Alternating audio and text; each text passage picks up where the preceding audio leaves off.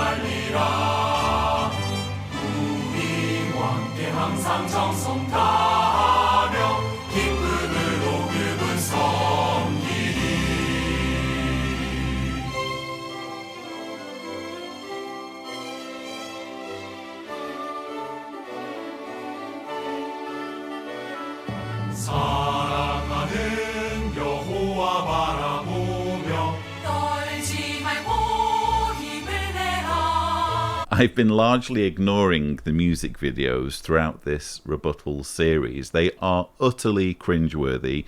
Again, these music videos in a normal convention would be an opportunity for Jehovah's Witnesses to finish chatting with each other and find their seats in readiness for the session to begin. Obviously, this is not a normal convention year due to COVID.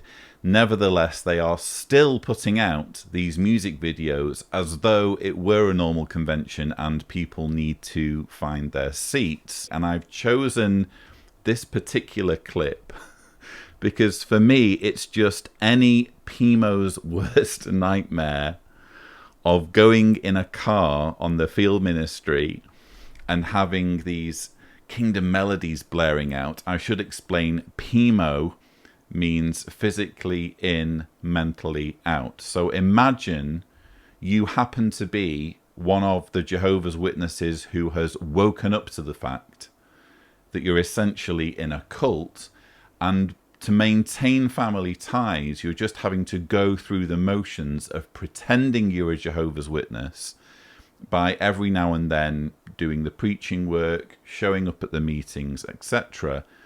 Imagine you're in that situation and there you are, highly manipulative, coercive, indoctrinating music is blaring out on the car stereo, and you're just expected to either enjoy it or perhaps even sing along. I have actually been in this situation.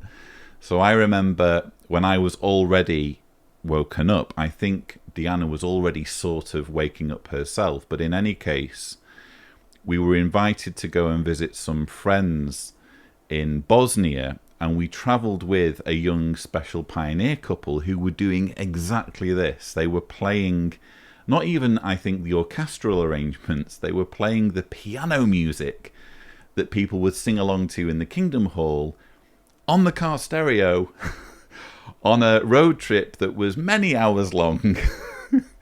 And it was just utterly cringeworthy. This sort of stuff happens, and this is the extent to which the governing body expects witnesses to be enthused by the music they put out. Now, though, it's time to revisit this year's drama, Nehemiah, The Joy of Jehovah is Your Stronghold. If you remember, in part 5 of this rebuttal series, I reviewed part 1 of the Nehemiah drama, And now we're going to settle back and enjoy a few of my highlights from part 2. It was now Tishrei, the start of a month-long festival. We had just rebuilt the wall of Jehovah's great city.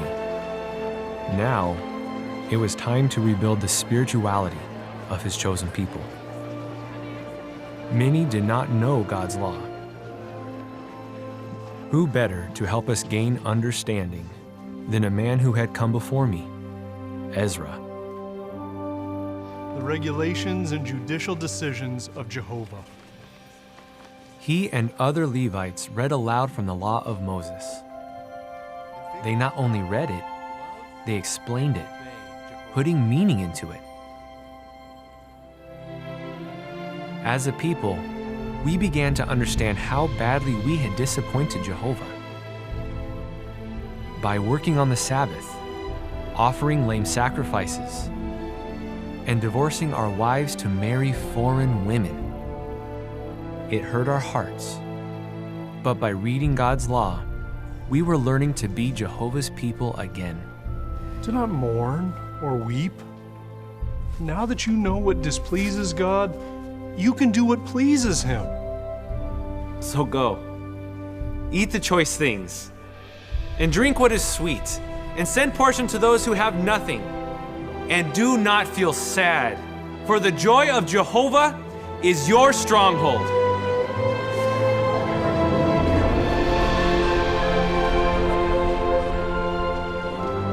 We followed Jehovah's instructions to observe the festival of booths.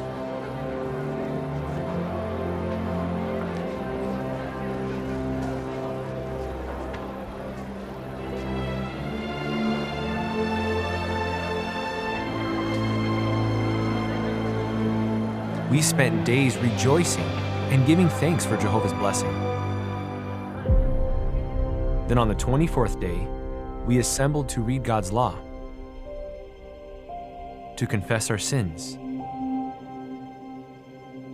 and to weep over our wrongdoing.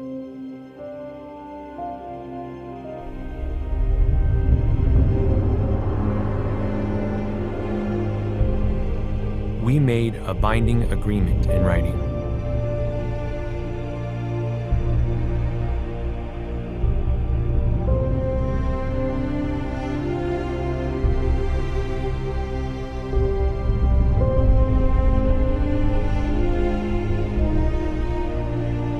We resolved to obey Jehovah's law. This is actually a very significant scene in the drama, and I, for one, am glad that it was included for reasons I will explain. You might remember that there was a very similar scene in last year's convention drama, which was about the story of Josiah, in which a scroll was found during temple renovations. This scroll was brought before King Josiah, and then you had the dramatic scene where Josiah reads out the scroll in front of the people. If your brother, or your son, or your daughter, or your cherished wife, or closest companion, should try to entice you in secrecy, saying, "Let us go and serve other gods," you must not give in to him or listen to him, nor should you show pity or feel compassion or protect him. Instead, you should kill him without fail. And on that occasion, the result is that they decide to go on a murderous rampage in which the land is cleansed of any apostates. That doesn't quite happen this time round, but nevertheless, you have a scroll that is found, in other words, that emerges as if from nowhere, that is intended to remind the people what religion they're in, and this scroll is read aloud in front of a huge crowd of people, and all the people commit to live by this scroll. Now, in my rebuttal to the Josiah drama, I pointed out that it's all a little bit convenient that this scroll was suddenly found. Doesn't it seem at least plausible that rather than being found, it was actually written? This was not some long-lost copy of the Law of Moses. It was an original edition that had just been written of the book of Deuteronomy. And that's actually what most scholars consider this scroll to have been. And the reason I made that point is because that's pretty much what scholars believe. This was an original version of Deuteronomy that was being produced by King Josiah. If you think about it, and I argue this in the Josiah drama rebuttal, if you think about it, if the Bible were to be suddenly produced, suddenly written as a man-made document intended to enforce strict control on the people along political and religious lines, you would need an insertion point in the Bible narrative where everyone is completely ignorant to what they're supposed to be doing, and suddenly someone finds a text that everyone had forgotten about, and oh look, this is what we were supposed to be doing all along. Let's read it so that we can remind ourselves of what our religion is. And what do you know? Exactly the same thing is happening here in the Nehemiah drama. We have another insertion point. And it turns out scholars have a bit to say about this as well, but it's a little bit more complicated than in the story of Josiah. What we're seeing portrayed in the story of Nehemiah, albeit this isn't how Watchtower wants it to be interpreted, obviously, what we're seeing is the production of a revised edition of many existing documents. Scholars refer to these documents as letters J, E, P, and D. The J document is called the Jahwist document. It's written by a writer or writers who would consistently render the divine name as Yahweh. E is called the Elohist writer because they would consistently refer to God as Elohim. P is what's known as the priestly source, and D is known as the Deuteronomist source. Now, there's a lot to be said about all of these different sources, and I realize if you're watching this as a Jehovah's Witness or as someone who's just always taken it for granted that the Bible was written according to the way fundamentalist groups say it was written, all of this will come as a big surprise perhaps, but it turns out that when you examine the text of the Bible, you do start to see patterns emerging. You start to see distinctive voices re-emerging and popping up with certain giveaway characteristics of writing, so that you can do some sleuthing and realize, this is the same person that wrote this in this other book. And this explains why you have so many contradictions, and even in some parts of the Bible, multiple accounts of the same event. So, for example, there are, I think, 2 or 3 versions of the Ten Commandments. There are 2 different versions of the flood story, and even the creation narrative at the beginning of the Bible in Genesis, when you actually examine the text, you see that there are 2 writers. It starts off with a very assertive account of this very powerful, uncompromising, unapologetic God who is just saying, I created this, and then I created that, and who do you puny humans think you are to be questioning any of this anyway?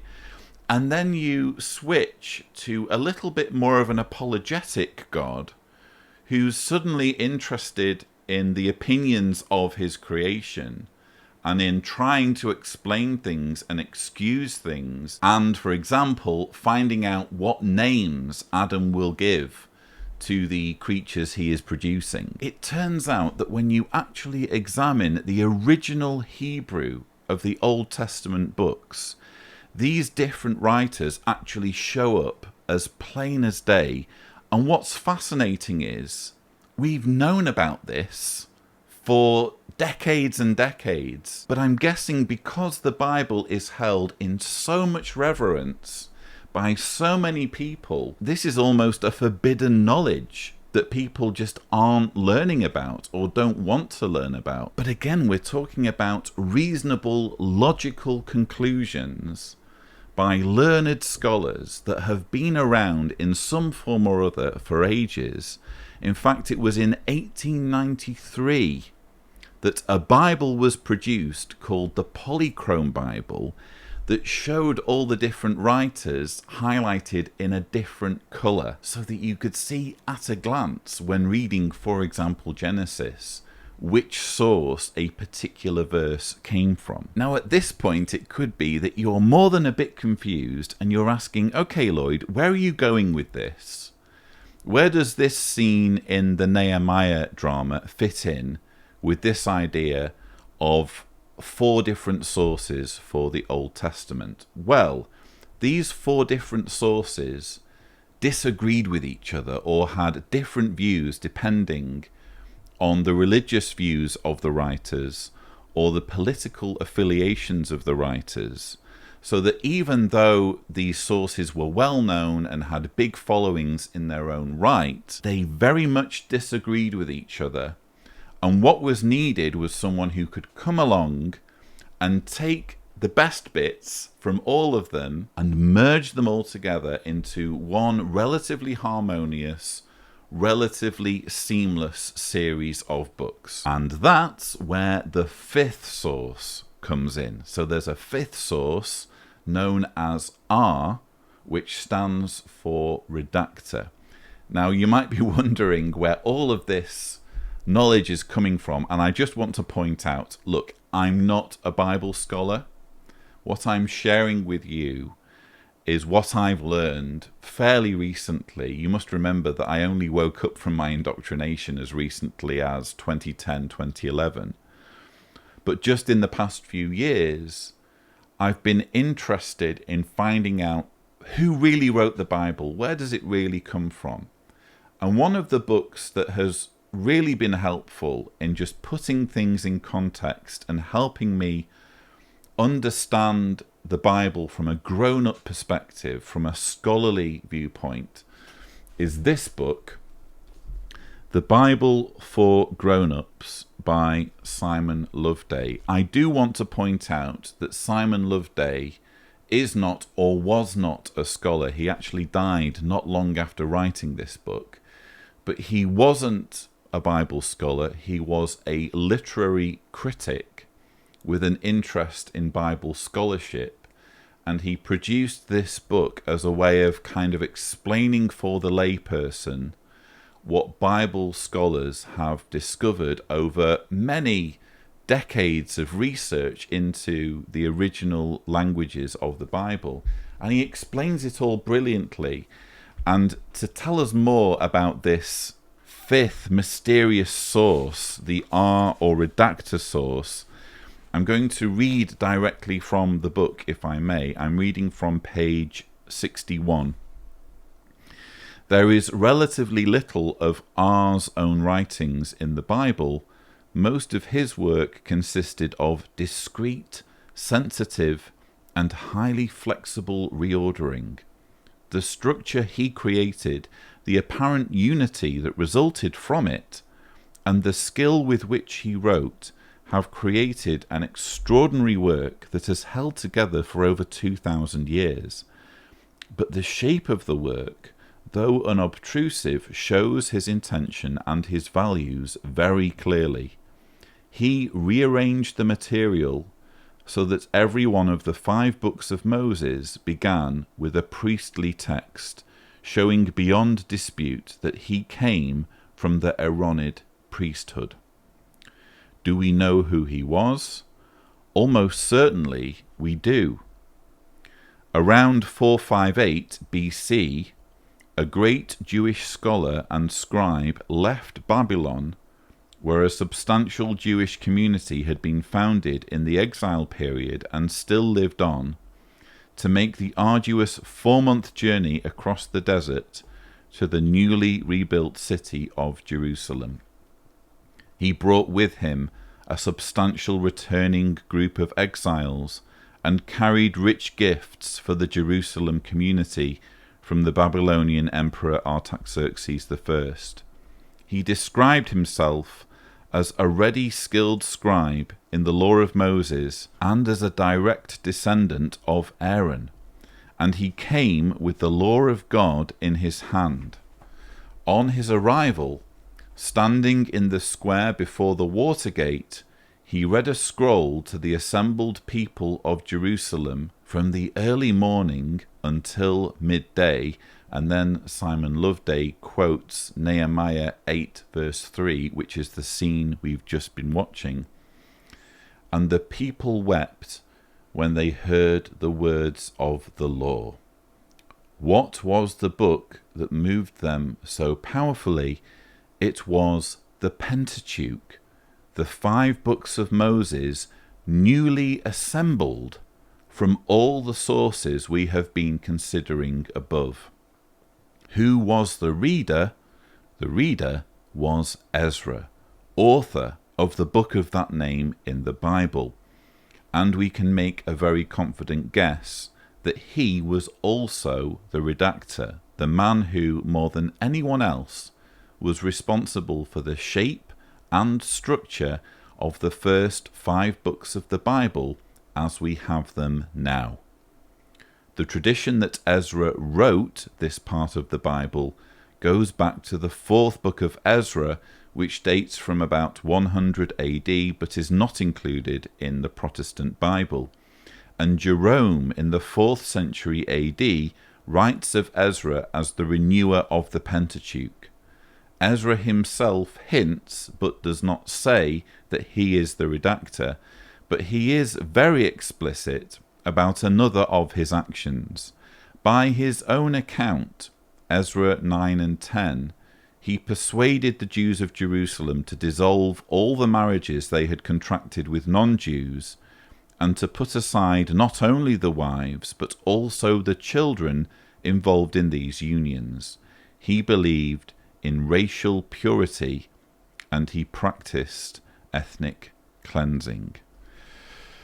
Quite a lot to take in there, and we will revisit the whole issue of racial purity and ethnic cleansing in just a couple more clips. But wow, well, that actually makes total sense when you think about it. Imagine having several different versions of a religion, all reflected in their own sources, in their own sacred texts, and imagine needing to unite these people under one interpretation, under one standard interpretation of that religion. What other way are you going to do it than to take all of those texts that people know, that people have sort of heard about through tradition, through generational teachings? People are expecting to hear certain bits and pieces from sacred texts that they know and love, but which they don't have a copy of themselves. They can only hear them read out by their religious leaders. Wouldn't it make sense to unite all of these different groups with one unified text that has been redacted, has been edited by one person or one small group of people? Again, the suspicion is that this was Ezra. Maybe it was Ezra, maybe it was someone other than Ezra, maybe it was a small group of religious leaders who were working together. In any case, all the clues are there that this book of Moses, that again magically appears out of nowhere, that we see being read from, was actually a new book, or at least a newly edited book. So yes, I'm actually very glad that Watchtower included this particular scene, which, if you're interested, is a depiction of basically Nehemiah chapter 8, this scene where this book gets produced to remind the Jews of what their religion is. I'm glad that they've depicted this, just as they depicted the similar scene in the Josiah drama, because it gives us an opportunity to take a step back and look at the Bible from a slightly different perspective. In other words, from the perspective of Bible scholars who have dedicated their careers to understanding more where the Bible comes from, rather than accepting this spoon-fed concept that the first books of the Bible were written by Moses, even though these books also describe Moses' death, and they came to be written over many, many hundreds of years before Jesus walked the earth. It turns out that when we look at these books more closely, it just becomes obvious that this is a patchwork of different sacred texts, all of which have been written and conceived to control people. Rather than being written from 1500 BC onwards, it turns out that they started to be written about 150 years before Nebuchadnezzar destroyed Jerusalem in 587 BCE, not 607. The Bible is far more recent, it turns out, than we were led to believe, and certainly, as I think we all know intuitively, far more man-made.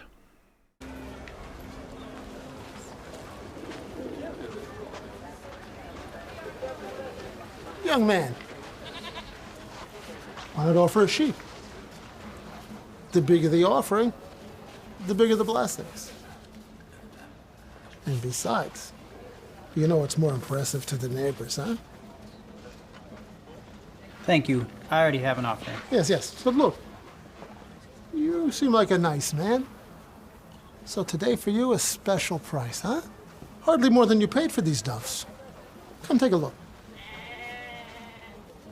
That sheep is blind. And look at how it walks. Young man, that's absolutely normal for this breed. God's law says not to offer blind, lame, or sick animals. If ever I can afford to offer a sheep, it'll be a sound one. Don't waste your money. She's a fine sheep at a fine price. I have to go. Be practical. Besides, it's only a tradition.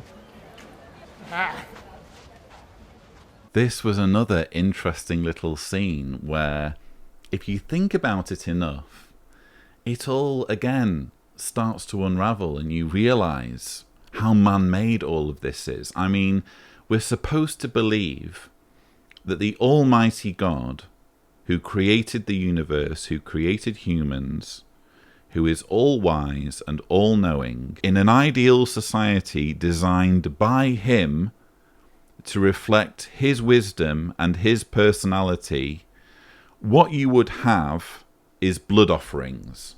What you would have is animals being slaughtered to make him happy. That's apparently the sort of God who was clever enough to make humans, who was clever enough to design DNA and make all of the things we see around us, create all of the different elements, all of the different physical forces of nature.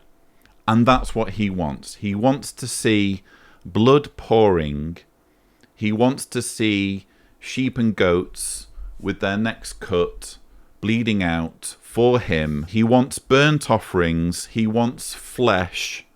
He wants death to make him happy. All of this is right there in the Bible.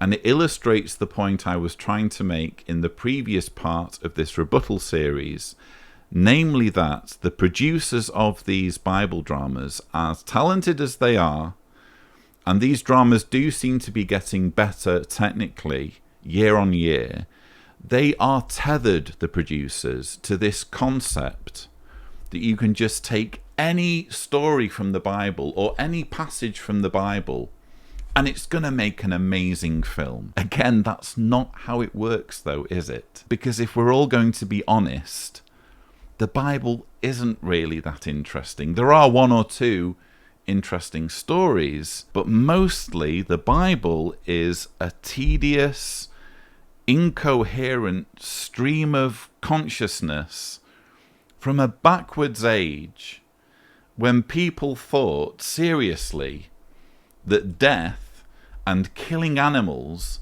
was the best way to appease their creator. It's as if they don't even think about Jehovah.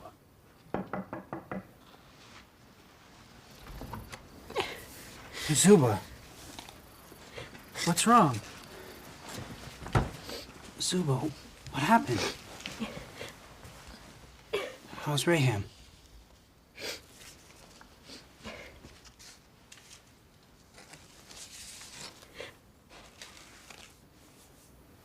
Certificate of divorce. I tried to be a good wife, but it wasn't enough. Raham sent me away. Don't fear, Zuba. You can live here with us. We can all share. Oh God, it's all my fault. You mustn't think that way. But I didn't give him children. With or without children, marriage is sacred. Trust in Jehovah. He will never send you away.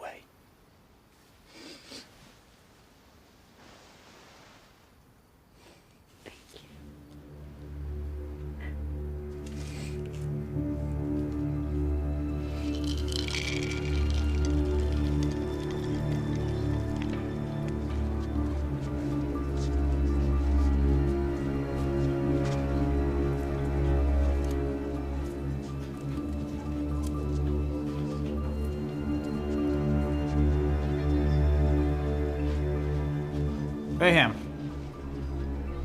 we had a visitor last night. It was your wife. Or should I say your former wife? Raham, don't you care how you've hurt your innocent mate? How can you be so hard-hearted? Look, Moses said if you find something indecent with your wife, a man must write a certificate of divorce, hand it to her, and dismiss her. If giving me no children isn't indecent, then what is? Besides, I'm tired of living with her. I'm marrying Gisla today. Gisla?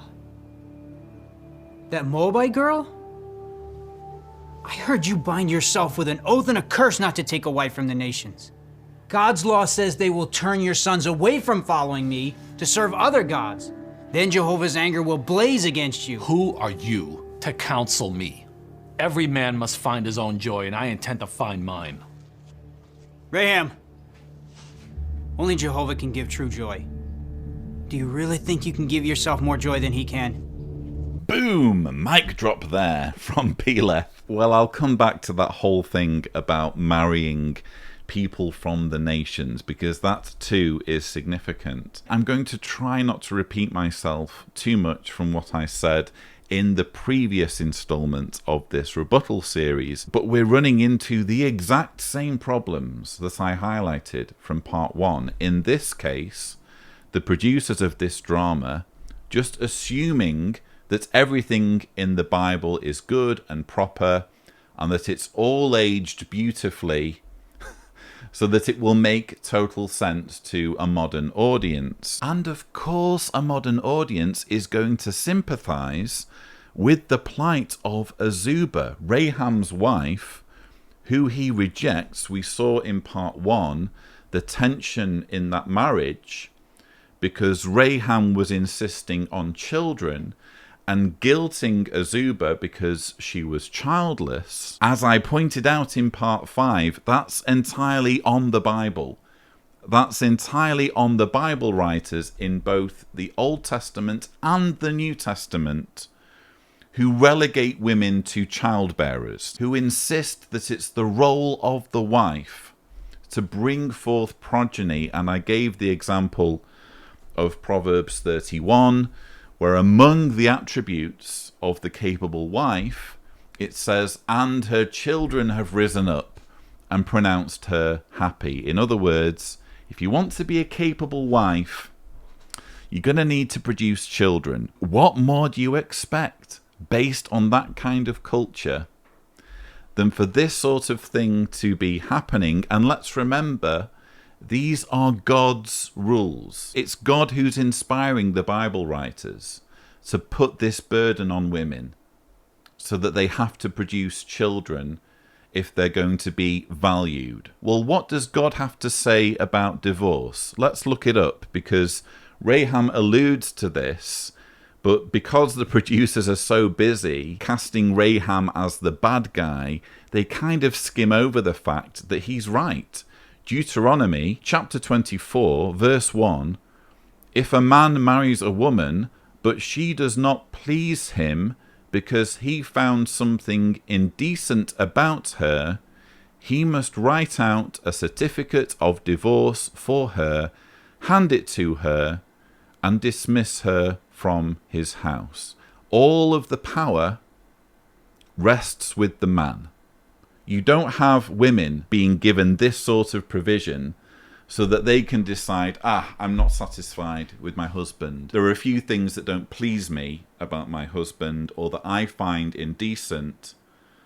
I'm going to write out a certificate of divorce because I'm done with my husband, basically. No. There isn't parity in a relationship, at least from a Bible perspective. All of the power rested with the husband, and the husband could just decide, based on what he considered to be decent or indecent, whether to divorce his wife or not. These were the rules. These were the rules that God instituted and that Raham was following through on. The producers of this film have tried to create a narrative where everything in the Bible makes sense, and it was just a few rotten apples who were twisting things to their advantage, who were making other people miserable, and if only they'd understood the true message of the Bible, the true message of love and kindness, everything would have been okay. I'm sorry, that's just a very naive, rose-tinted view of what the Bible is. The Bible is an extremely sexist, misogynist document created by extremely sexist, misogynist men. And in a society that follows this document to the letter, of course you're going to get situations like the one here depicted involving Raham and Azubah.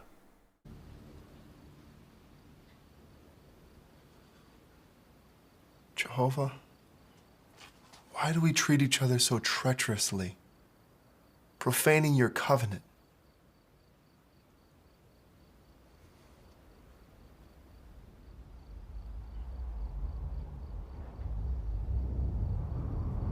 Malachi. Say to the priests who are despising my name, a son honors a father, and a servant his master. So if I am a father, where is the honor due me? And if I am a master, where is the fear due me? Oh, priests, if you refuse to take it to heart, says Jehovah, I will send on you the curse, and I will turn your blessings into curses. Return to me, and I will return to you, says Jehovah. How are we supposed to return? Will a mere human rob God? But you are robbing me, says Jehovah. How have we robbed him? In the tithes. And in the contributions you are robbing me. Yes, the entire nation is, says Jehovah. Bring the entire tithe into the storehouse, so there may be food in my house. And test me out, please, and see whether I will not open to you the floodgates of the heavens and pour out on you a blessing until there is nothing lacking. And there's another thing you do, so that he no longer looks favorably on anything you offer. Why not? Because you betray the wife of your youth, although she's your partner, your legal wife. There are some who don't do that, because they have what remains of the Spirit. So guard yourselves respecting your spirit. And do not deal treacherously with the wife of your youth. For I hate divorce, says Jehovah, the God of Israel. The lips of a priest should safeguard knowledge, and people should seek the law from his mouth. But you have made many stumble. This was another very interesting scene, laden with meaning, if you are of the critical thinking disposition.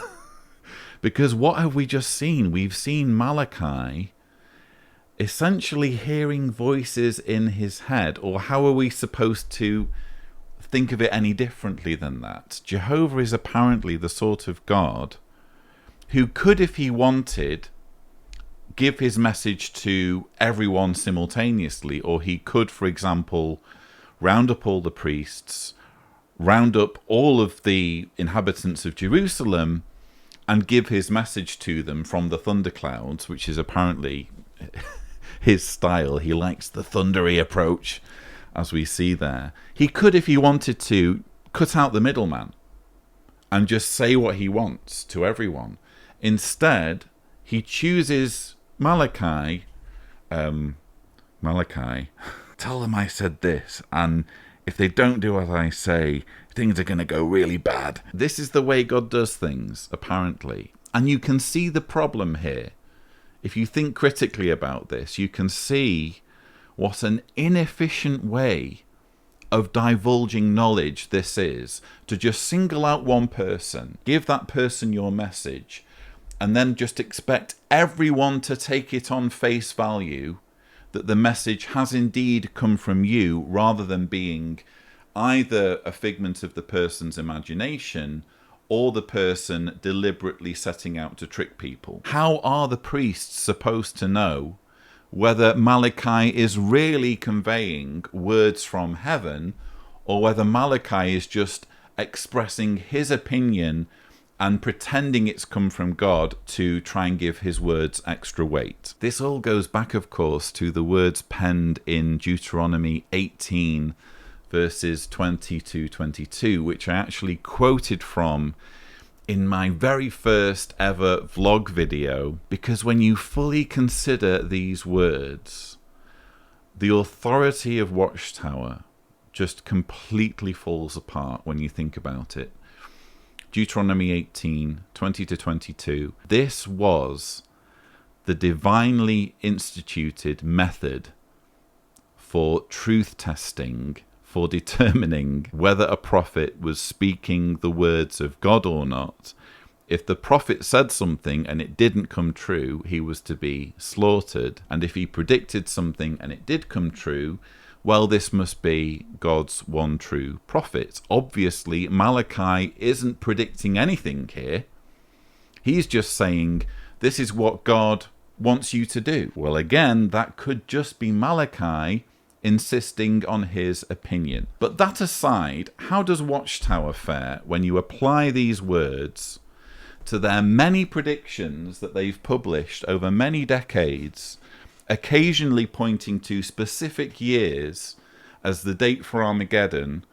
Those years come and go, and yet they still insist on this authority. How does Watchtower fare when you apply these words from Deuteronomy, which very clearly say, if someone predicts something in Jehovah's name and it doesn't come true, they're lying to you and you shouldn't fear him? If you're watching this video as a believing Jehovah's Witness, do yourself a favor. Take some time to meditate on this verse and what it's saying. Because when you think about it, inspired or not, this verse is giving you permission to stop being afraid and to think for yourself. For years, I was away from Jerusalem, but my heart was always with my people. I requested to return to them. But what I found shocked me. Eliashib, may you have peace. Nehemiah, I wasn't expecting... Where are all the Levites and the singers? Some of them are away right now. Away? Why are they away? Pedaiah's here. Pedaiah, show Governor Nehemiah around. Excuse me, please. Of course.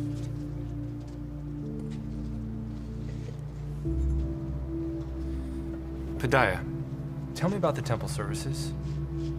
Do you have all the provisions that you need? Governor Nehemiah, we have nearly no provisions at all. How can that be? For a long time, the priests and the Levites have not taken their duties seriously. When the people saw that, they stopped bringing in tithes. Without the tithes, most Levites and singers returned to their fields. Why have you not returned? My lord, I'm getting by.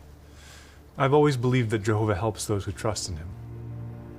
I know he will correct things in his time. Did Eliashib not tell the people to bring your provisions? In your absence, the prophet Malachi warned him and all the priests. But Eliashib, he took our storeroom, emptied it of our provisions. He gave it to Tobiah to use as a dining hall.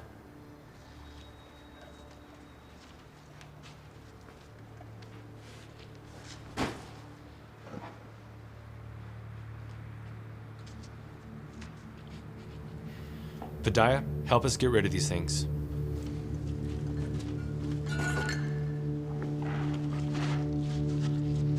What are you doing? Elisha?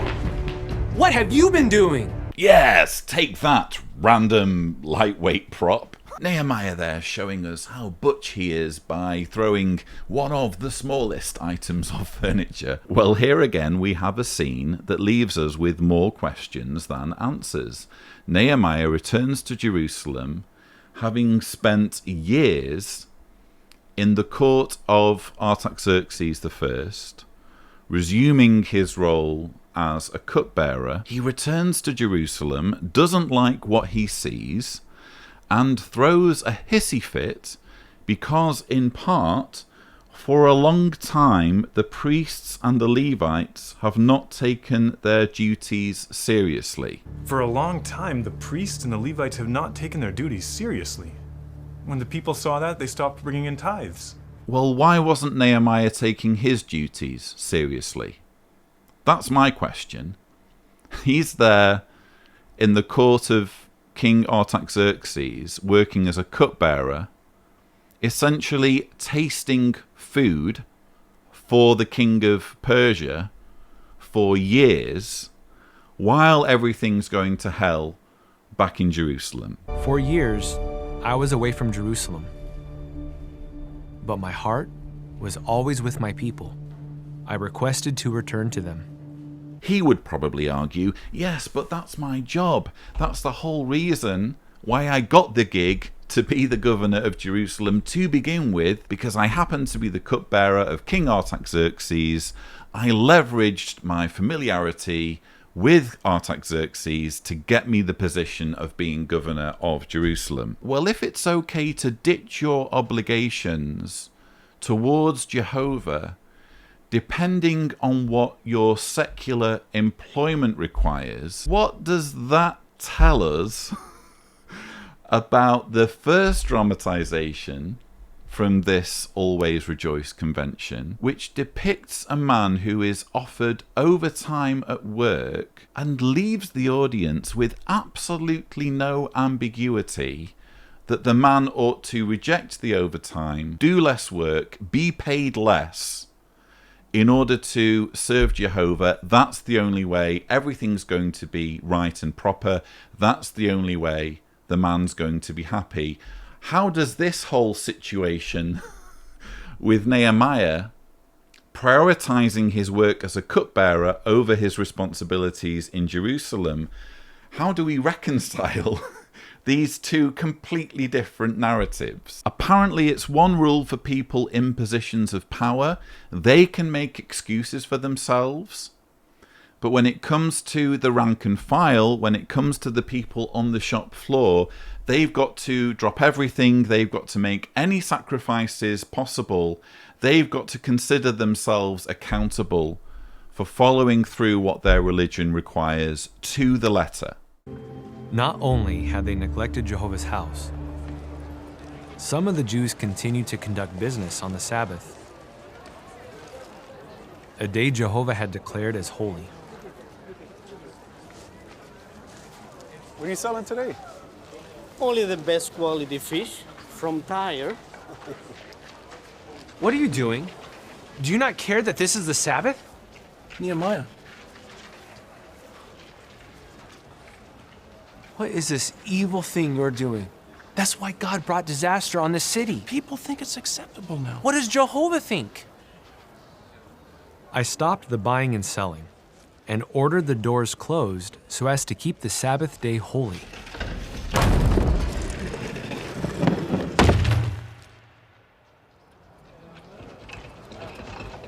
But the following week, the merchants tried again. What's the meaning of this? I had to sleep on the ground last night. You know God's law. No work, no business on the Sabbath. Go! You and all the Levites guard the gates and keep the Sabbath holy. Don't let anyone in.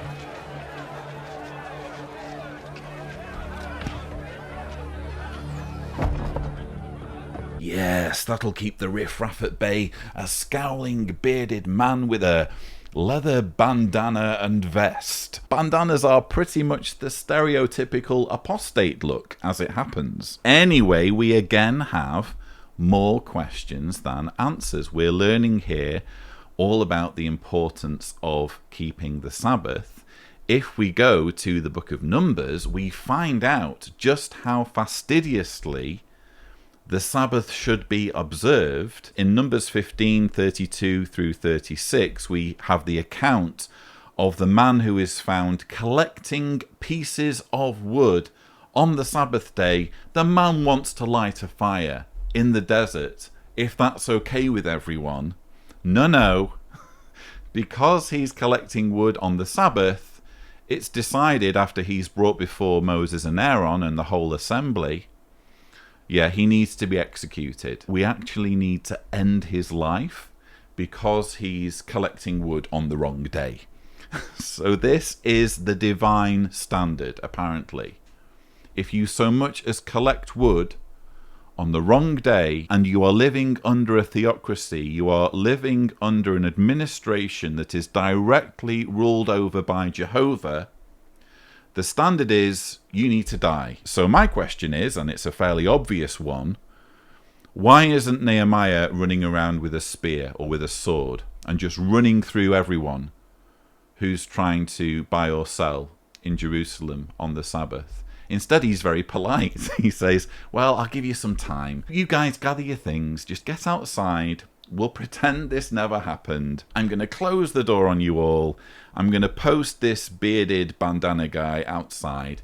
Just stay outside, will you? And maybe come back the next day when it's not the Sabbath. Two different standards apply, apparently, for the Israelites between when they're in the desert and when they're in Jerusalem post-exile. In the wilderness, the punishment for breaking the Sabbath was execution. In Jerusalem, post-exile, under Nehemiah, just get out, lads. Come back tomorrow. There was another thing that I had to do. Come on. Come back here. You have to listen to me. I'm your father. What's wrong with your children?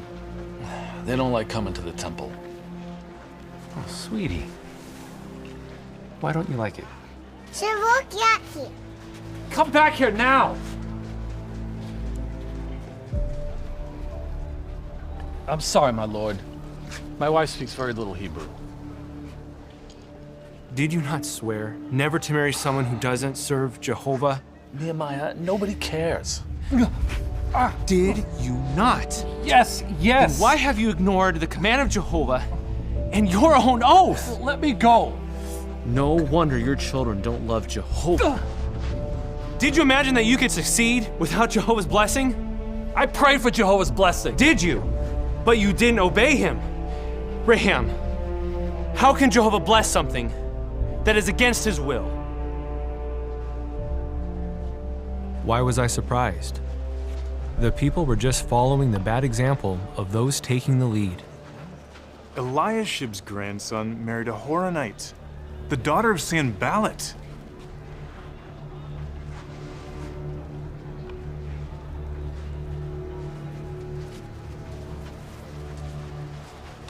Have you no respect for God's law?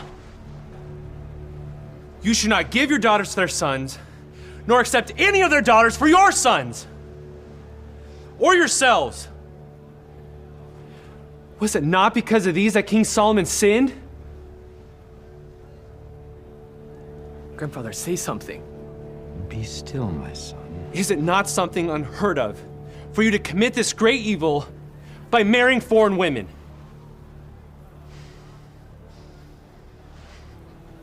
You have defiled the priesthood. You may not serve as a priest, nor remain in Jerusalem.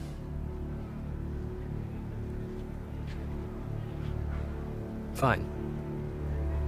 I'll go to Samaria. They're more tolerant there. But he's my grandson. Then why did you allow him to disregard Jehovah's laws? You know our temple services are what preserves our relationship with God. But as soon as I left, all of you let it fall apart. So this goes back to what I was explaining earlier about the various Bible sources and how they were brought together by the redactor, likely Ezra, who put his own spin on things, his own flavour of Judaism. If you remember, Simon Loveday noted that Ezra believed in racial purity and he practiced ethnic cleansing. So this was a key concept for the Old Testament. We want to keep things racially pure. We don't want any marrying with foreigners. We don't want any children who are half foreign, who perhaps don't speak the language, and who therefore can't get involved in our rituals, in our customs. This was the fanatical, extremist mindset behind the ordering of the Old Testament. My question is, has it aged well? Does it hold up in front of a 21st century audience, specifically in this case, an audience from all different nations around the world who do all speak different languages and who are here being expected to believe that one's relationship with God can be hindered if you don't speak the correct language? I'm sorry, my lord. My wife speaks very little Hebrew. Did you not swear never to marry someone who doesn't serve Jehovah? No wonder your children don't love Jehovah. Doesn't this particular part of the Nehemiah drama run entirely contrary to the entire narrative of God tolerating everyone, no matter what part of the world you come from, no matter what language you speak? God wants you in his organization.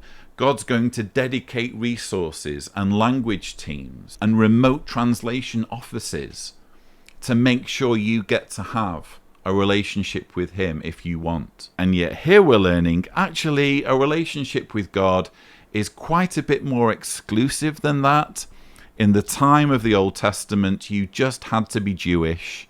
If you wanted to have a relationship with God, you had to only marry from your own nation, from your own race, from your own culture. No marriage with any foreigners, no taking on foreign wives, no having children who can't speak the official language that Jehovah needs you to speak in order to have a relationship with him. Again, these are the sorts of problems you run into when you take this incredibly naive, incredibly narrow-minded view that the producers of this drama have clearly taken, which is that the Bible can do no wrong. You open the Bible anywhere and it's just going to make total sense, and it's going to be completely relatable to a modern audience. This and other parts of this extremely unfortunate drama prove very clearly that that's not the case. But those were my highlights from the Nehemiah drama. Now we have the treat of Samuel Hurd in his leather armchair, telling the audience what the take-home message from the Nehemiah drama should be. So, lesson number 1 for us today. When times are hard, we may be quick to lean on Jehovah. But what if things are going well? Are we still reliant on Jehovah? Or might we find ourselves becoming complacent, perhaps even saying, "Things are good in my life now.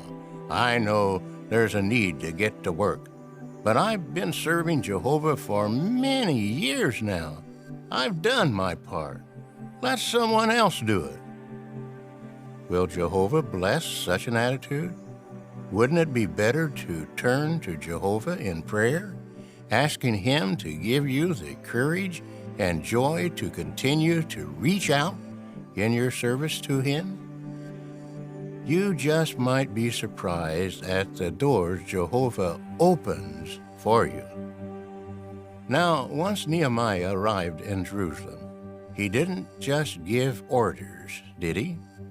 The Bible says that he daily worked alongside his fellow Israelites from the break of dawn until the stars came out. In a similar way, when we show a self-sacrificing spirit, Jehovah will give us the energy needed to carry out the task at hand. It's all about the sacrifice. The governing body, Sam Hurd and his colleagues, they just want sacrifice from Jehovah's Witnesses. They get off on the idea of millions of devoted followers tirelessly serving them. And notice the language towards the beginning of that clip where Sam Hurd was saying, you may be thinking that you've done your part. You may be thinking things are good for me now. Perhaps even saying, "Things are good in my life now.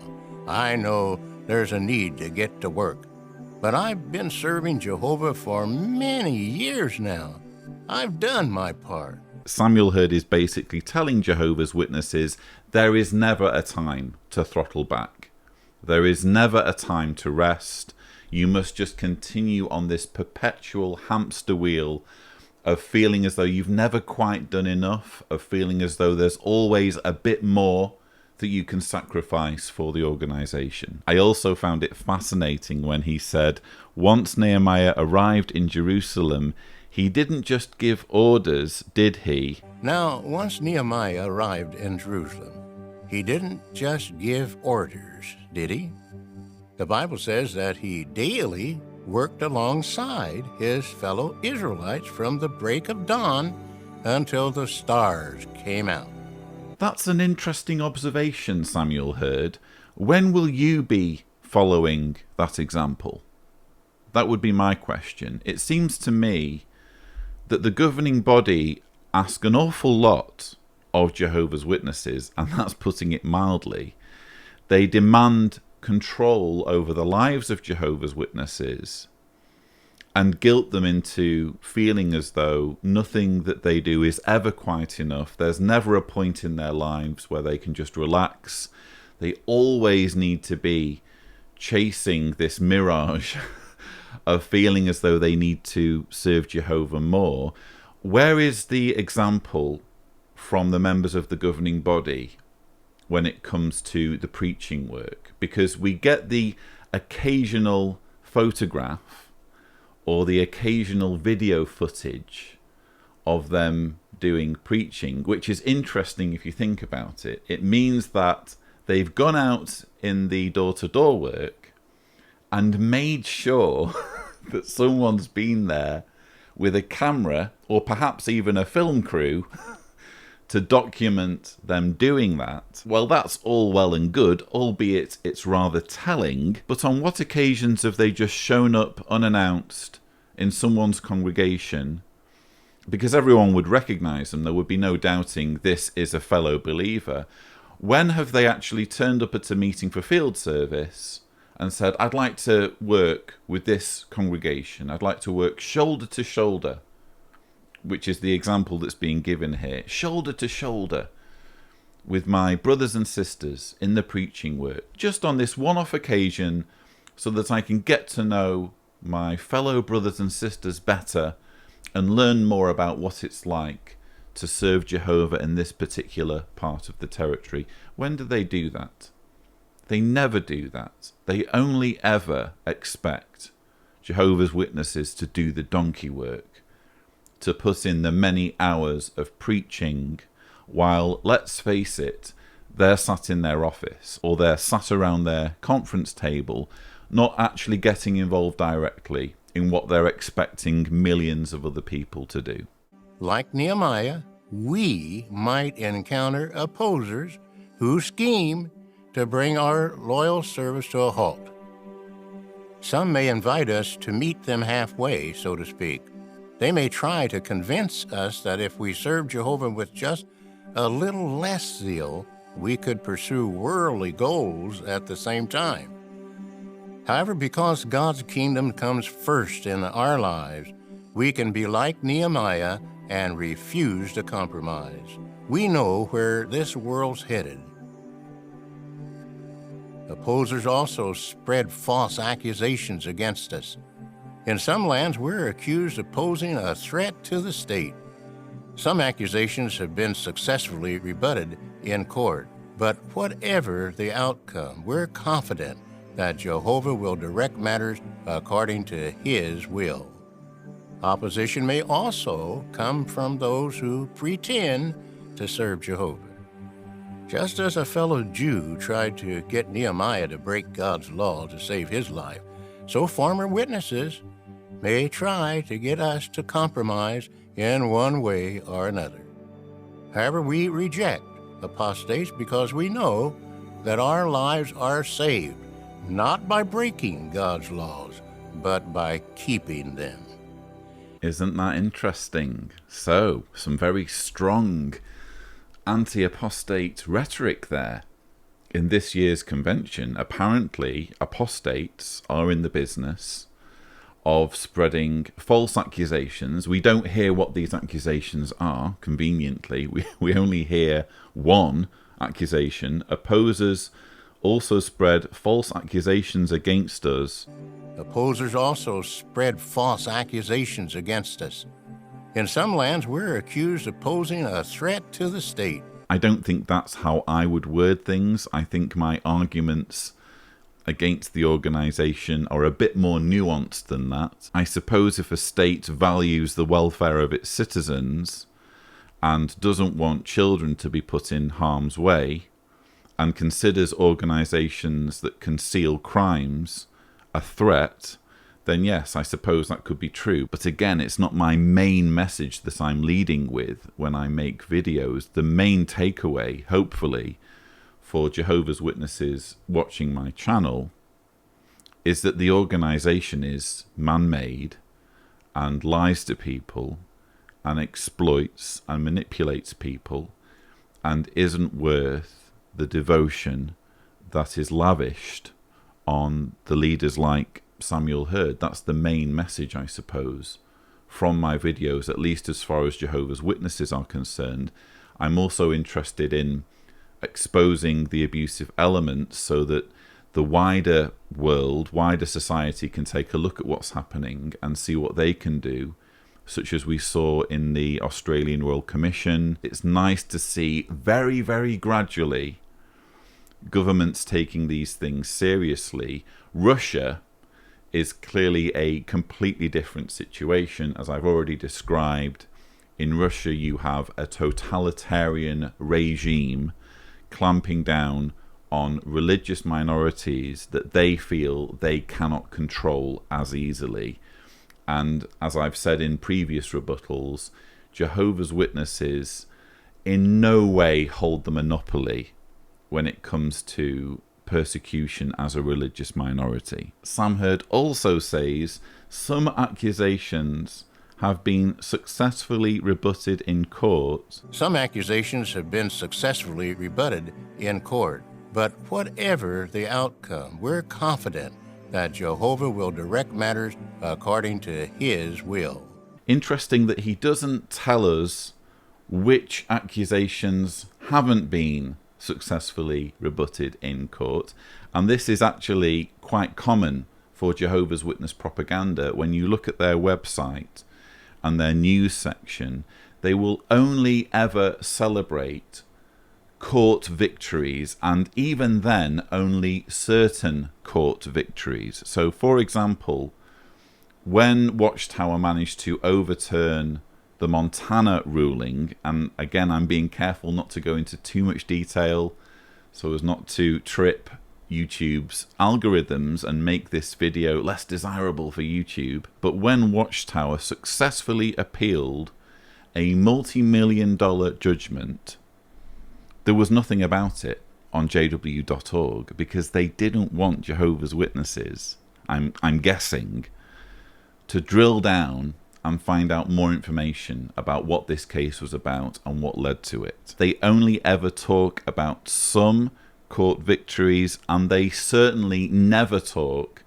about court defeats, especially when it comes to child protection and their failure to put the safety of children first. Then we have all this stuff about former witnesses. He says that we reject apostates. However, we reject apostates because we know that our lives are saved, not by breaking God's laws, but by keeping them.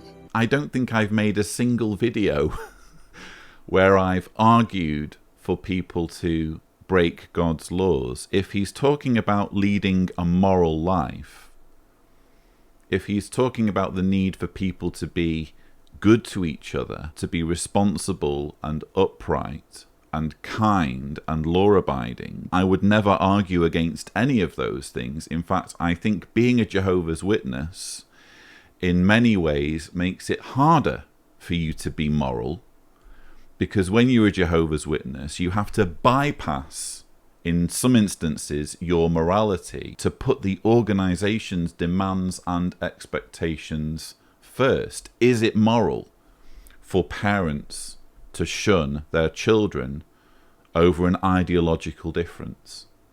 Is it moral for parents to let their child die refusing rudimentary medical treatment? Is it moral for an organization to protect criminals from the law and allow them to circulate in a religious community so that they threaten children and vulnerable people? In all of these ways and more, I consider myself to be a more moral person now that I've left Jehovah's Witnesses than I was as a witness. So he can talk about God's laws all he wants. Samuel Hurd and the rest of his cronies will have their own interpretation of what constitutes God's laws. In other words, what constitutes morality. But let's face it, we're talking about a religious leader or group of religious leaders who aren't really interested in making people better, in making people more moral.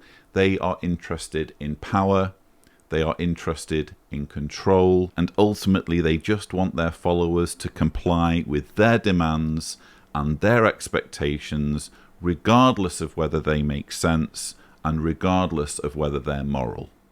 Despite challenges and setbacks, we can be joyful because true joy comes from a good relationship with Jehovah. Nehemiah was a man like you and me. Remember, he didn't have Jehovah's power displayed supernaturally to him like Moses and Joshua did. But what did he have? He had prayer, he had faith, and he had trust. Those were his tools. And there's no doubt that Jehovah was active on behalf of Nehemiah, guiding and blessing his efforts. We have those same tools today. Pray to Jehovah, put faith in him, and trust that he will bless your self-sacrificing efforts. Just as Jehovah gave Nehemiah the courage, the energy, the insight, and the perseverance to carry out his assignment, he'll do the same for you. And thus ends Samuel Hurd's review of the Nehemiah drama, and you'll have noticed there some very stirring music adding drama to Samuel Hurd's words there. I did just find it odd where Samuel Hurd says, Nehemiah was a man like you and me. Nehemiah was a man like you and me. Remember, he didn't have Jehovah's power displayed supernaturally to him like Moses and Joshua did. My question would be, why? Why didn't Nehemiah have Jehovah's supernatural power, have some kind of miracles to establish his authority and to settle any issues or any confusion over whether he had a mandate to rule or to govern on Jehovah's behalf. But that again is the problem you have when you are committed to making Bible dramas, when you are committed to depicting Bible events in high quality dramatizations intended to persuade people that these things really happened and had some kind of relevance to the modern day. You end up with something that's just a total waste of time. There's nothing especially remarkable about the story, and actually some of the Bible narratives that you are bringing to life, as we've seen, end up raising more questions than answers. But anyway, we can put the drama behind us. It's time for the final talk of the Always Rejoice 2020 Convention of Jehovah's Witnesses. It has the title Find Exquisite Delight in Jehovah, and it's to be given by governing body member David Splain.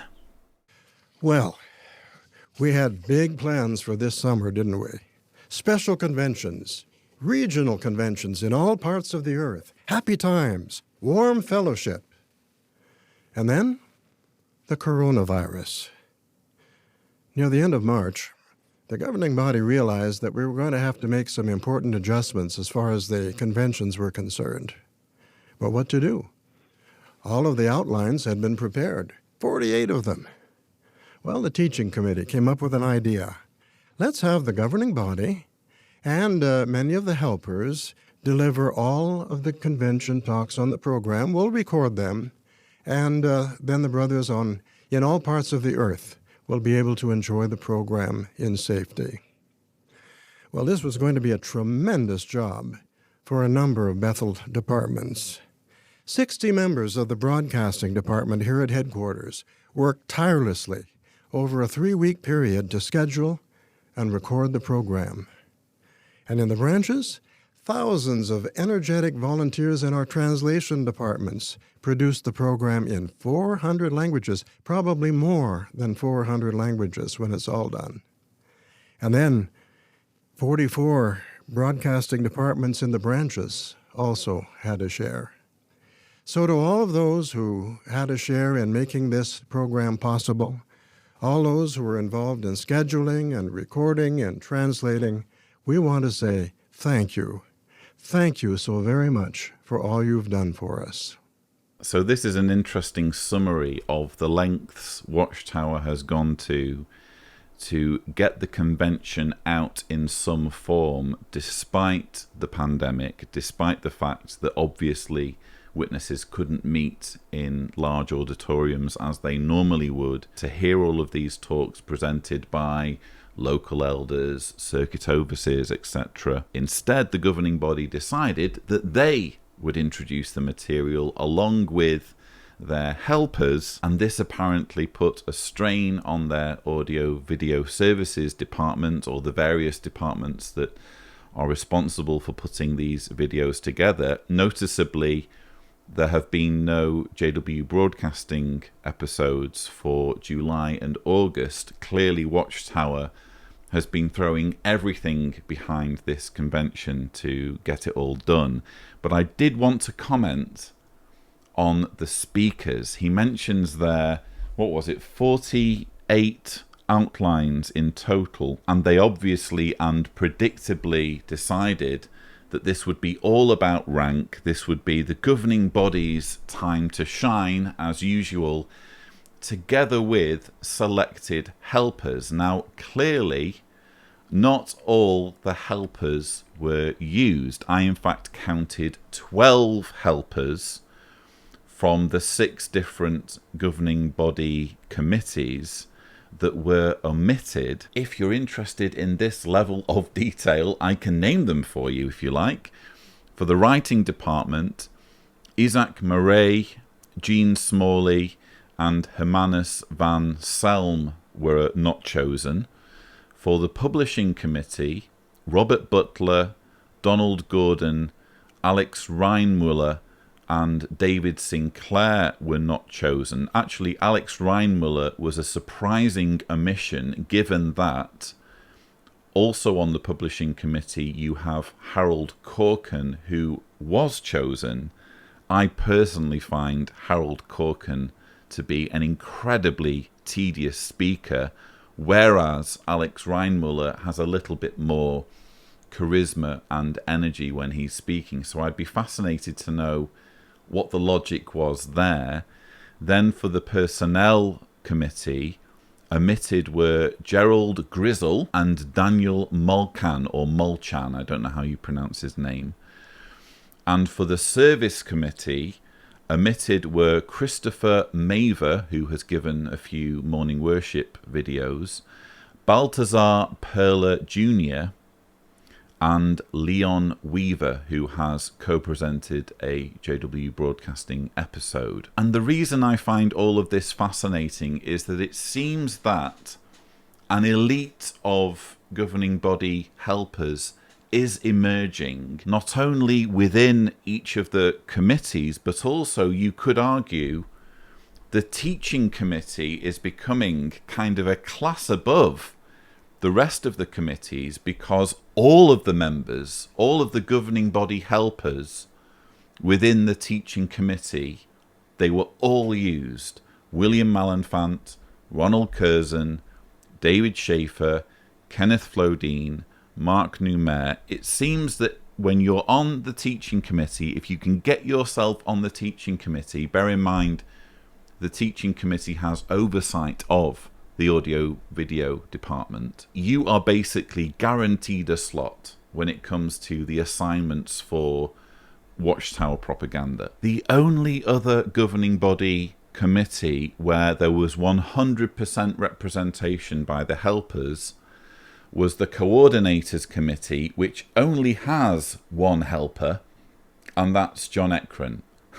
So that tells you a lot, I think. The teaching committee just seems to be on a different level when it comes to the way the helpers on that particular committee get used. I also think it's worth commenting on the issue of diversity. Now, obviously, Watchtower will always be limited in this regard because it's a male-centric hierarchy. There are no women who are governing body helpers, so it's only ever going to be men. But what about race? Some of you watching these rebuttals may have noticed that the convention speakers, or the governing body members and helpers, have been almost exclusively white. In actual fact, there were 26 individuals chosen in total for the 48 outlines that David Splain has mentioned.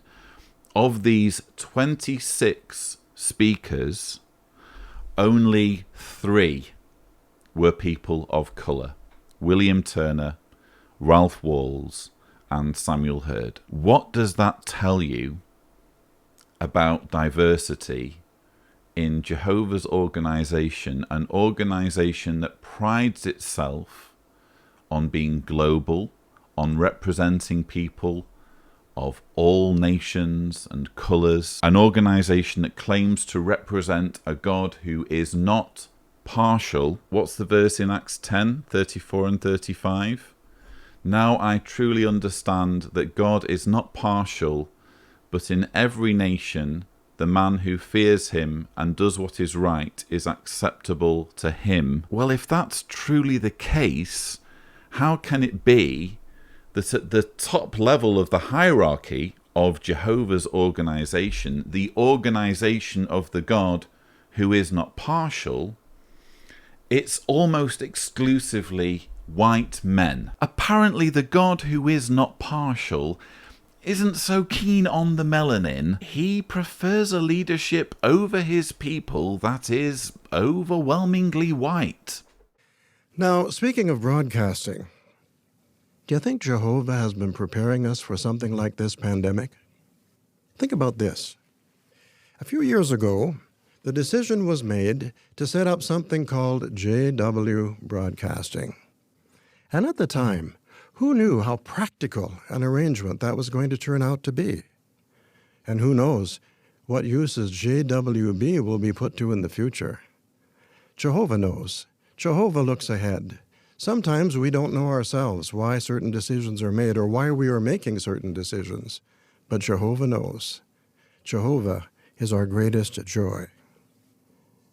And here's another thing. When the theme for this convention was being chosen, there was no coronavirus on the horizon. Yet, can you think of a better theme for a convention than this one? Joy. What an appropriate theme for a convention. Now, some of you have lost your jobs. Others have been very sick during the past few months. And a few of you have lost loved ones in death. There's no way you can be happy about those circumstances. But you can rejoice in your knowledge of Jehovah. You can rejoice in your knowledge of what Jehovah God has in store for us in the future. People outside don't have that. We do. We rejoice in Jehovah. I've said repeatedly that one of the problems this organization is going to face and is facing in this new JW Broadcasting phase is that followers can basically see now that the emperor has no clothes. It used to be very hard for witnesses to observe the spectacle of their leaders uttering total nonsense as what we've just seen here, and it was easier to respect them. They were out of sight, out of mind. We just assumed, as Jehovah's Witnesses, I'm obviously not a Jehovah's Witness now, but as a Jehovah's Witness, I always just assumed they're probably really clever and really intelligent and really switched on and sensitive. Then you get this sort of thing. David Splane just running his mouth on camera and letting all of the stupidity gush out. Apparently JW Broadcasting was God's plan for defeating the coronavirus. A few years ago, the decision was made to set up something called JW Broadcasting.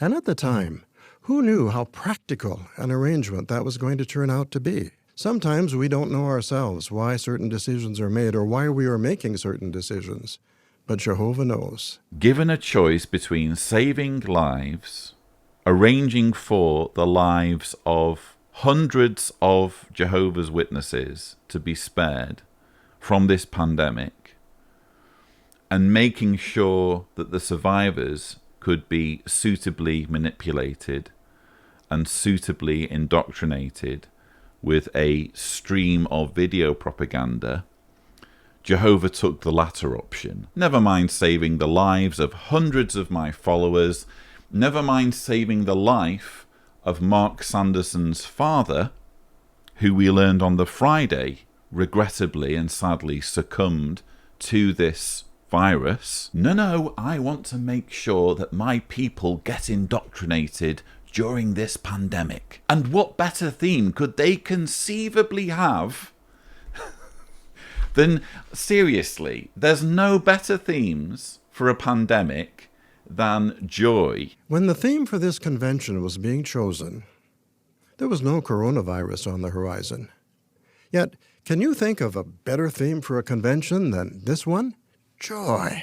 Arguably, joy is the least appropriate theme that they could have had for this convention. What about, I don't know, endurance or coping with problems, how to deal with loss, how to deal with anxiety? Oh no, always rejoice was the theme chosen by Jehovah in anticipation of this pandemic. And apparently there could not have been a better theme. And did you notice how well our convention program matched up with the theme for this year, the year text? Make disciples, baptizing them. We had so much information on how to improve on our teaching skills. Why do you think that is? Could it be that there's a lot more work to do in that respect? Well, we don't know when the Great Tribulation is going to come, but we are determined to keep busy until the end does come. And wasn't it a good idea to have us follow the progress of a Bible student, Jade, as Nita, overcame one challenge after another. That was realistic, wasn't it? And what a transformation. Jade isn't jaded anymore. And there was a subtle message in those videos. We should never, ever trust first impressions. First impressions can be wrong. Well, whether you're conducting a study right now or not, I'm sure you can hardly wait to get back to the field to apply some of those suggestions.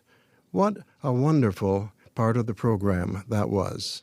Yes, I can't wait to apply all I've learned from the Jade and Nita dramatizations, which gave us a step-by-step guide, a 14-step guide, no less, on how to manipulate someone. I'm sorry, David, you can say a lot about those horrendous dramatizations, but unless you're some kind of sadist, you can't call them a good idea, and you certainly can't call them realistic.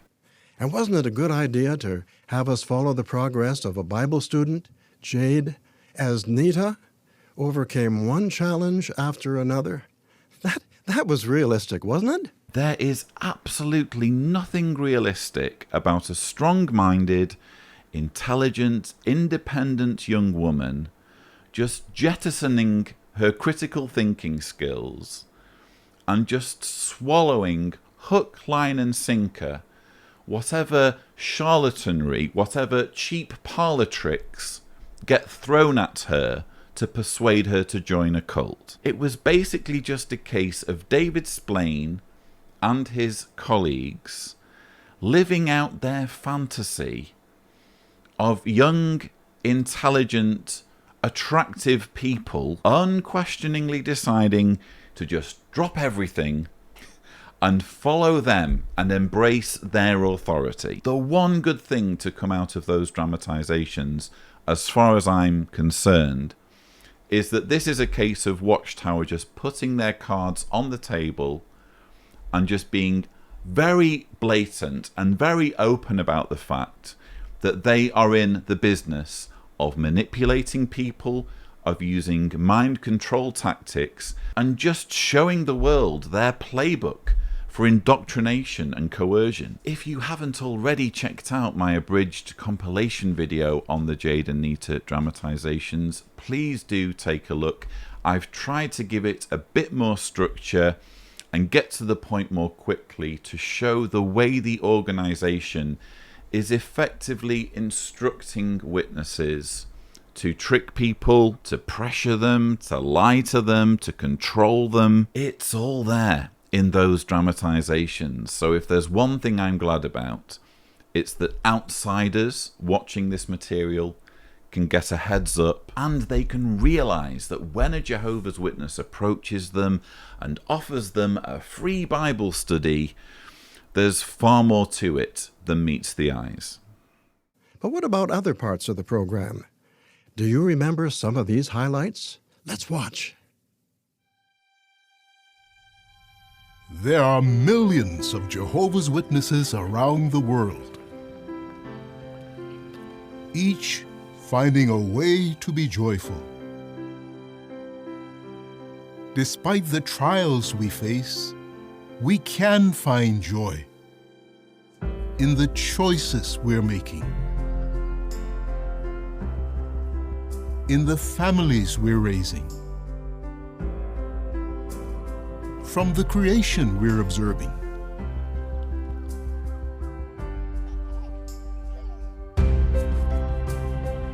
From the peace we're promoting.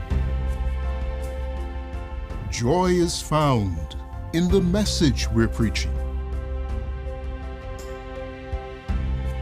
Jehovah promises us joy despite the trials we're enduring and persecution we're facing.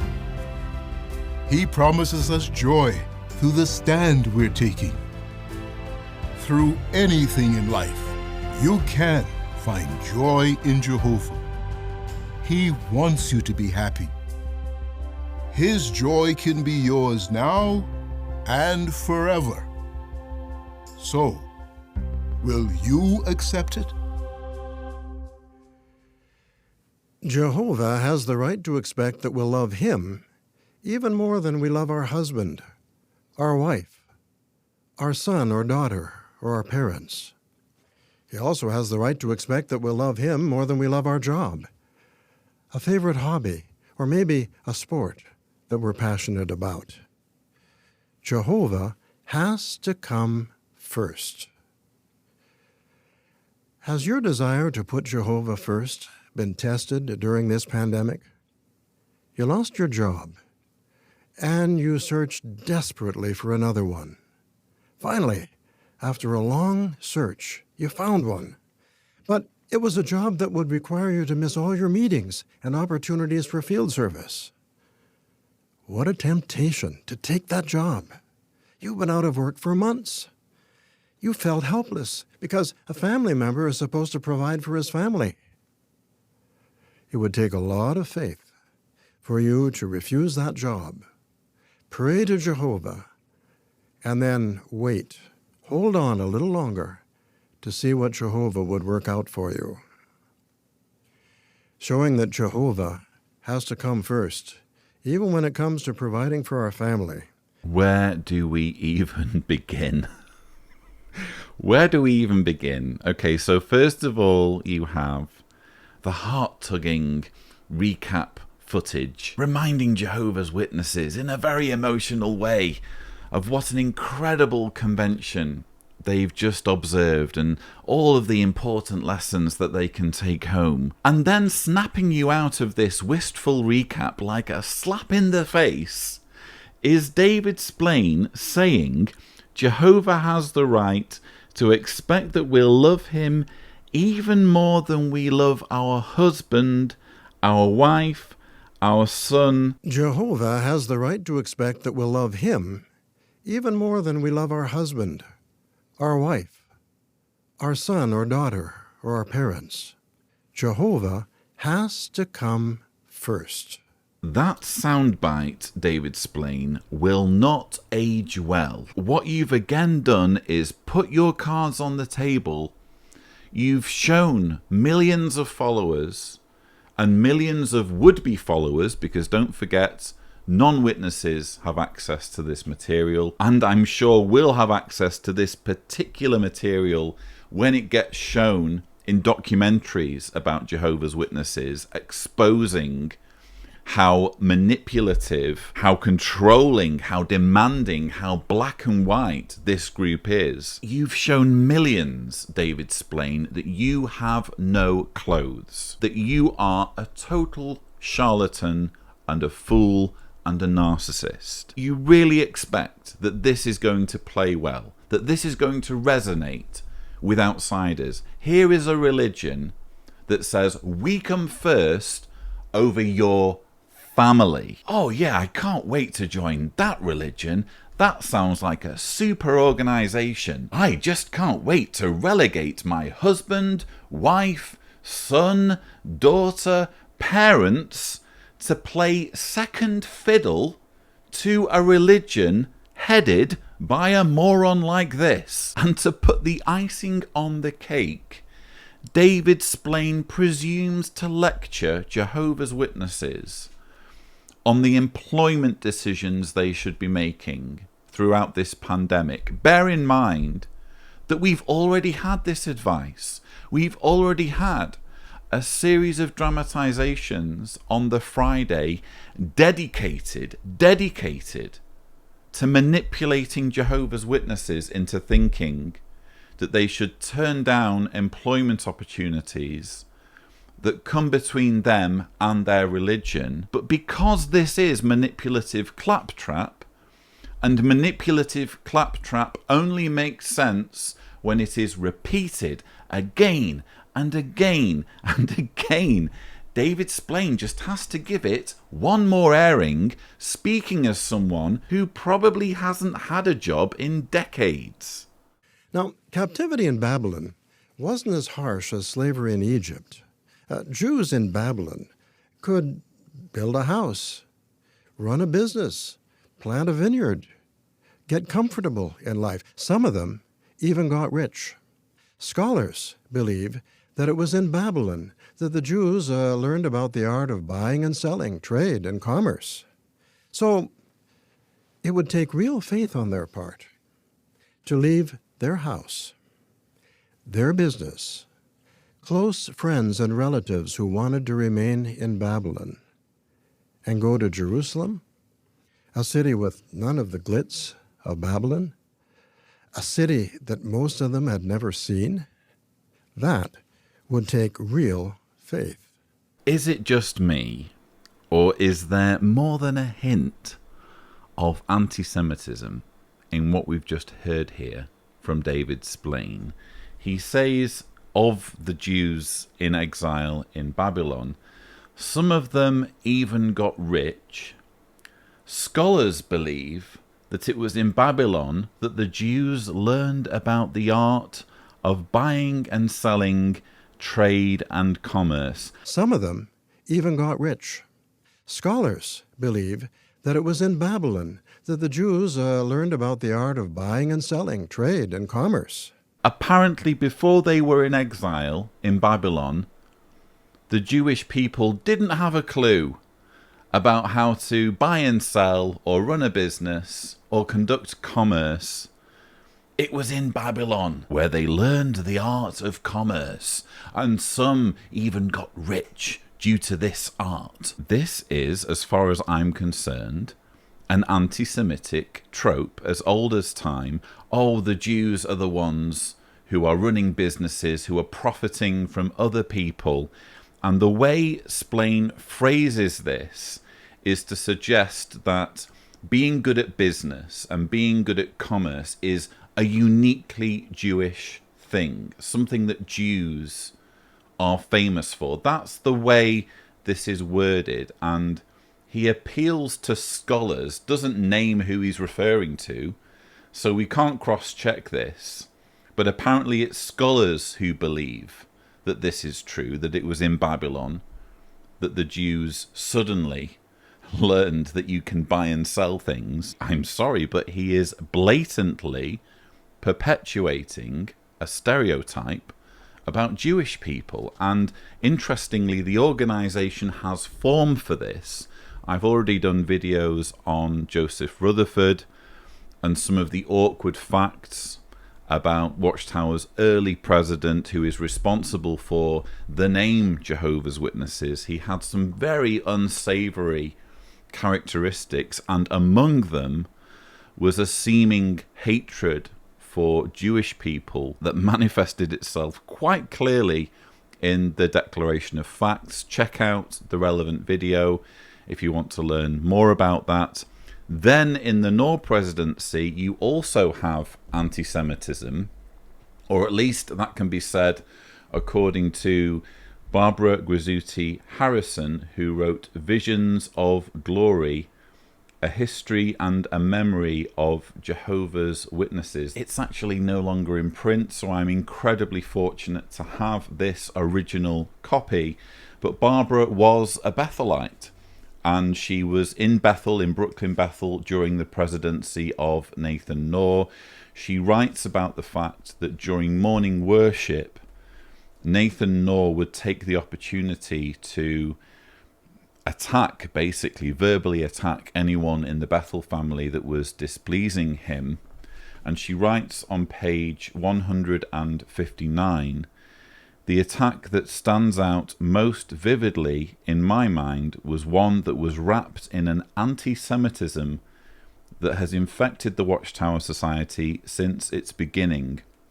In the Watchtower printery and at the Bethel residence, we worked 8 hours and 40 minutes a day and 5.5 days a week. We filled out timesheets daily at the factory, and there was no time allotted for coffee or rest breaks. An elderly Bethelite on my floor of the factory kept a small supply of chocolates and candies, which he sold to hungry workers at candy store cost on an honor system. We dropped our nickels and dimes into a box while he was busy at his menial work. I suppose he made a few pennies profit each day, and I suppose also that he was one of those who received no financial help from the outside, so that those pennies were important. I can't remember ever having heard him speak, nor heard about the little enterprise, and read the old man out at great length in public. He tied his attack to the fact that the man was a Jew. The Jews, Nor asserted, had always been willful, penny-grubbing ingrates. Jehovah had chosen them precisely to show that such unappetizing raw material could be redeemed if they adhered to his laws. The candy seller was, Nor said, demonstrating all the abysmal qualities that had led the Jews to kill Christ, and so on for an hour while I cringed. Part of the horror was in knowing that there was no one I could share it with, no one to whom I would or could protest. Part of the horror was my guilt. My silence was complicitous. Well, she may have been silent at the time, but she's at least recorded what happened, her version of it, and this is obviously an allegation. It's not something that I'm in a position to corroborate, but nonetheless, Barbara Grisuti Harrison is writing about something that other people would have been able to remember. When reading her book, they would have been able to say, yeah, that's right, that did happen. But what an incredible account of an alleged anti-Semitic rant by Watchtower's president, Nathan Knorr, against a man who was guilty of nothing other than selling some candy in the factory. It makes sense that if Joseph Rutherford was anti-Semitic, and we know he was, anyone who reads the Declaration of Facts must reasonably come to that conclusion. If Joseph Rutherford was anti-Semitic, he would of course surround himself with people who were at least sympathetic to his views, if not holding those same views entirely themselves. One of the people Rutherford certainly surrounded himself with was Nathan Knorr, who went on to succeed him as the Society's president, and Knorr in turn would have surrounded himself with people who thought this sort of behaviour was acceptable, who could sympathise with Knorr's bigotry. So it's no surprise to me that this systemic, institutional anti-Semitism could drip through to the modern era, to the governing body era. I'm sorry, the way David Splain relates that information, to me it's as plain as day that he is again perpetuating a stereotype of Jewish people being overly concerned with buying and selling and commerce.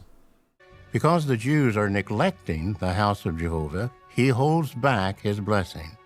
The results of the Jews' labor are limited, and their lives lack joy.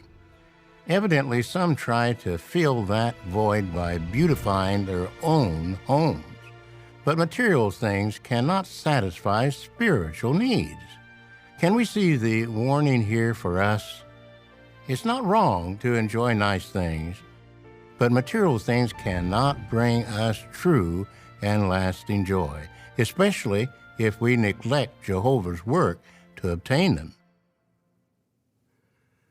Now, there's nothing wrong with buying new things. I don't think many of us still have a black and white TV. The point is, Jehovah must come first. So David Splain is obviously continuing his recap of the information that was shown to Jehovah's Witnesses over the 3 days of the convention. We've just seen a recap of some of the most cringeworthy stuff from the dramatic Bible reading on the Friday of the convention. Jehovah's Witnesses here being told, you don't get to buy a 60-inch flat-screen TV unless you've put a shift in, unless you've really exerted yourself in Jehovah's service. You certainly shouldn't buy a 60-inch flat-screen TV if you haven't been putting Jehovah's service first. That's the way David Splain explains it, explains it there. Now, there's nothing wrong with buying new things. I don't think many of us still have a black and white TV. The point is, Jehovah must come first. I don't think many of us still have a black and white TV. The point is, Jehovah must come first. Yes, that message is coming through loud and clear, David, especially when you said earlier, just a few moments ago, Jehovah has the right to expect that we'll love him. Jehovah has the right to expect that we'll love him even more than we love our husband, our wife, our son or daughter, or our parents. Jehovah has to come first. He's just repeating the same thing over and over again, and as I've already said, repetition is needed when we're talking about crazy ideas, ideas that do not make sense, ideas that we intuitively will reject if we are in tune with our humanity. Of course I'm not going to put Jehovah ahead of my family, ahead of my parents, ahead of my children. Are you insane? David Splain must know at some level that what he's saying doesn't make any sense, and it's only going to stick. The mud is only going to stick if he repeats this mantra throughout his talk, as he is doing. Jehovah must come first. David's life wasn't always easy, but feeling that he was in the presence of Jehovah, feeling the support of Jehovah, helped him to get through it, and to get through it with joy. Well, your life isn't always easy. I'm sure you've had many anxious moments during this pandemic. But then, you turned away from your problems. You focused on Jehovah God, and you reset. Your joy returned. How many reasons for joy can you think of? The song says they're abundant. Let's think of a few. Here's one. Jesus said, no man can come to me unless the Father draws him. Now think what that means. Jehovah saw something in you that he loves. He looked down and he said, I want that person in the new world. Don't try to argue with Jehovah.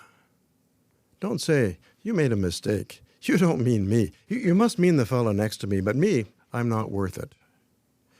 Jehovah drew you to the truth. Accept it. Accept it. God loves you. Now that is a reason for joy. This bit was creepy. Accept it! Accept it! I insist that you accept it. You must accept that Jehovah drew you to him.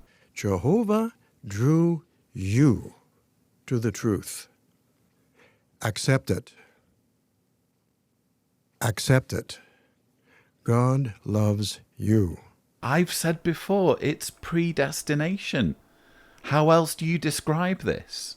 If Jehovah is drawing people to him so that you only get to survive Armageddon depending on Jehovah's decision to make you interested in becoming one of Jehovah's Witnesses, what does that say about God?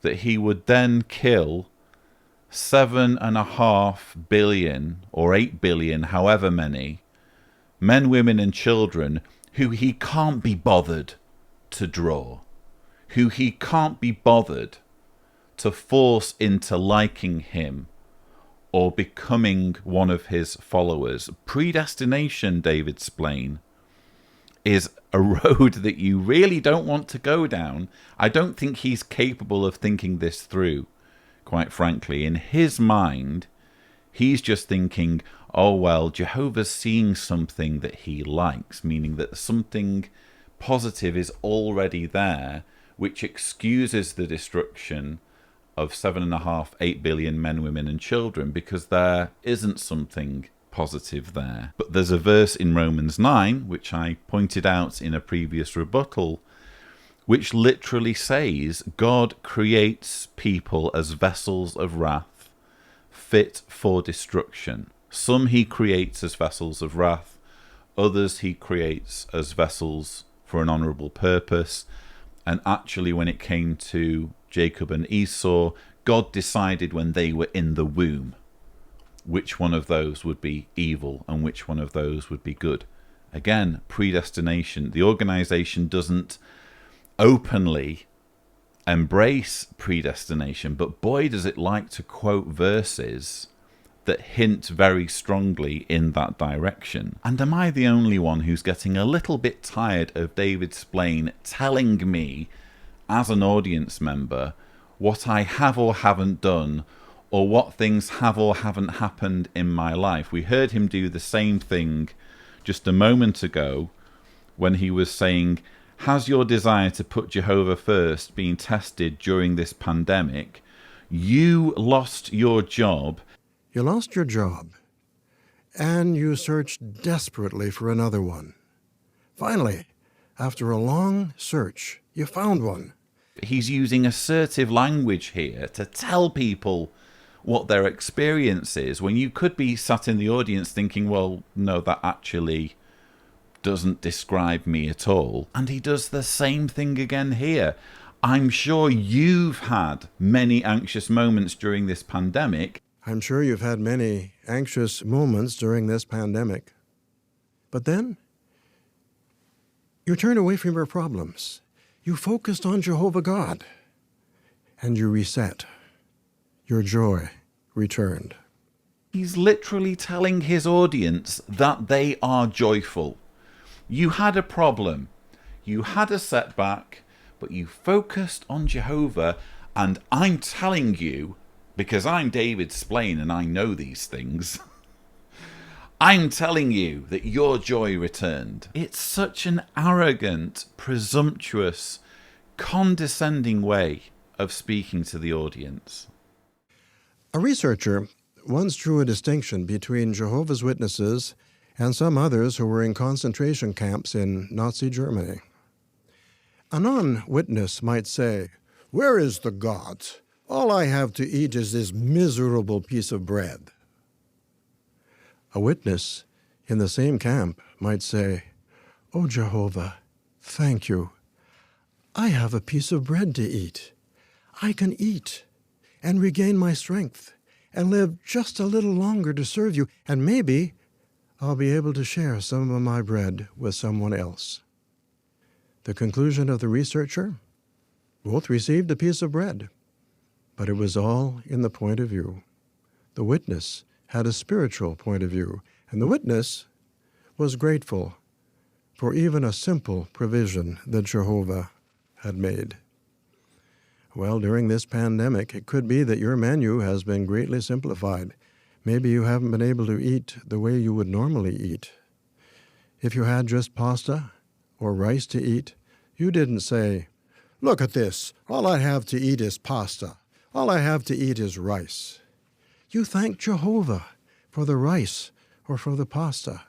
You were grateful for the provisions, and you realized that no matter how simple, these provisions came from Jehovah.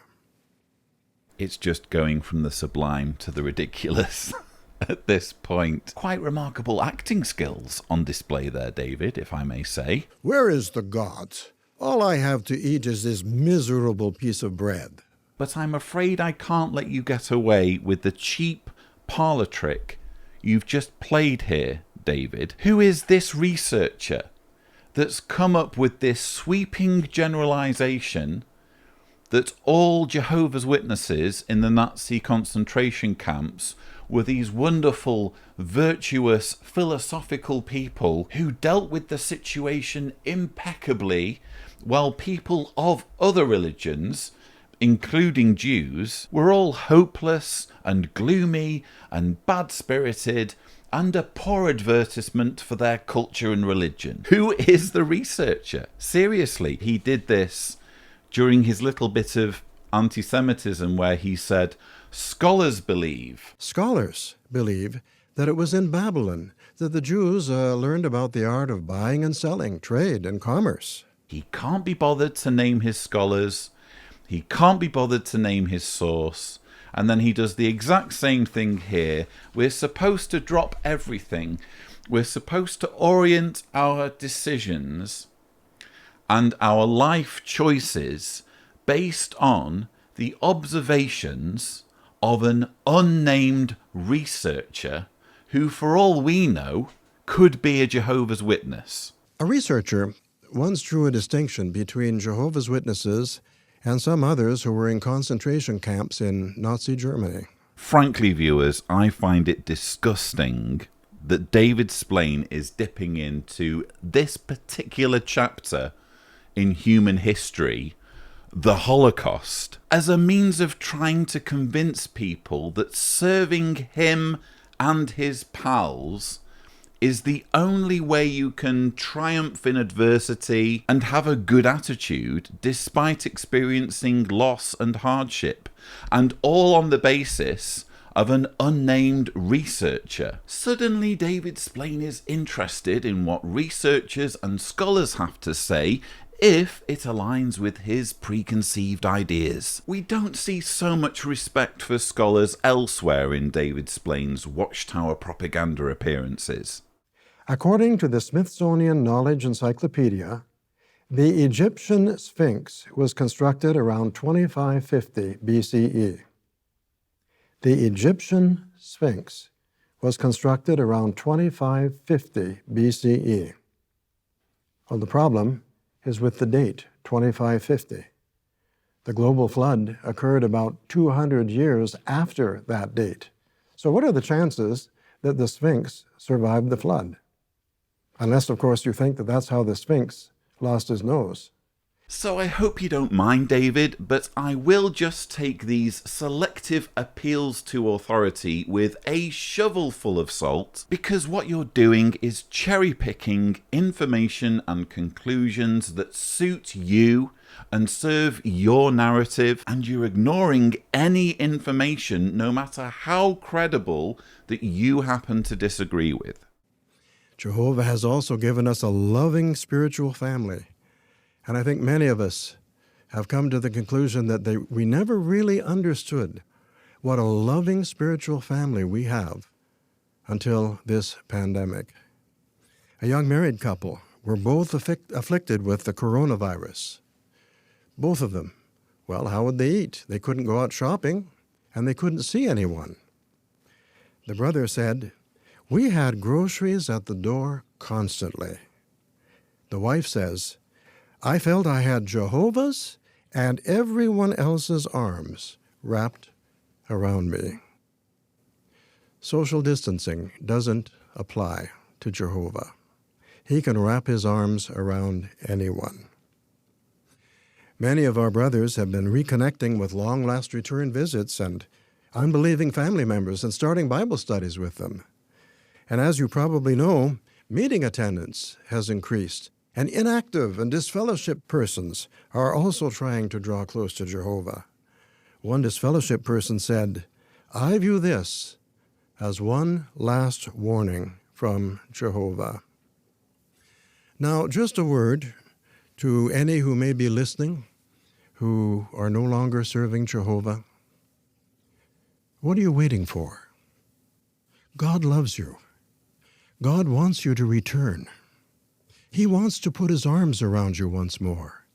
So please, take advantage of the invitation and come back. And please, don't give in to the idea, well, I've done nothing up to now, and now there's been a pandemic, and if I come back to the truth, well, Jehovah's not going to accept me. Read your Bible. You'll find that in many cases, it was a disaster of some sort that caused people to come to their senses and return to Jehovah, and Jehovah lovingly accepted them. Think of Manasseh as an example. Many have commented that they've actually drawn closer to their brothers and sisters during this pandemic. Many say, "I feel more cared for than ever." From the very beginning of this pandemic, my criticism of the governing body's handling of it has not been anything to do with lack of social distancing. I think they've been very responsible in that regard by not insisting that Jehovah's Witnesses go to kingdom halls, by making provisions for Jehovah's Witnesses to conduct their meetings via Zoom and that sort of thing. That's been fantastic. But one thing that you cannot say, unfortunately, about this religion is that it hasn't fully capitalized on a tragedy as a means of exploiting people's fears and anxieties and uncertainties, and we see that on full and open display in David Splain's comments here. He's essentially saying to disfellowshipped people who've been indoctrinated with Jehovah's Witness beliefs and haven't managed to wake up yet to the fact that they were exploited, in many cases as children, and he's saying, what are you waiting for? Now, just a word to any who may be listening, who are no longer serving Jehovah. What are you waiting for? He is brazenly exploiting catastrophe and calamity and death and misery as an opportunity to rope people in or rope people back into the fold. As for meeting attendance increasing, assuming that's what's happening, well, this too isn't really something to be proud of, because what's actually happened is that nobody has an excuse any longer to not be at the meetings, because what's preventing them from jumping on a Zoom call at home? If the meetings are taking place online, there's no longer an excuse for them to skip meetings. They have to be there.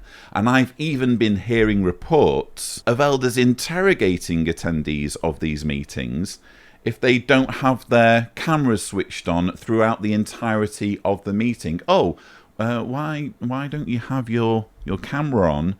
We want to be able to see you, brother or sister. And we want to be able to see you wearing your full meeting attire.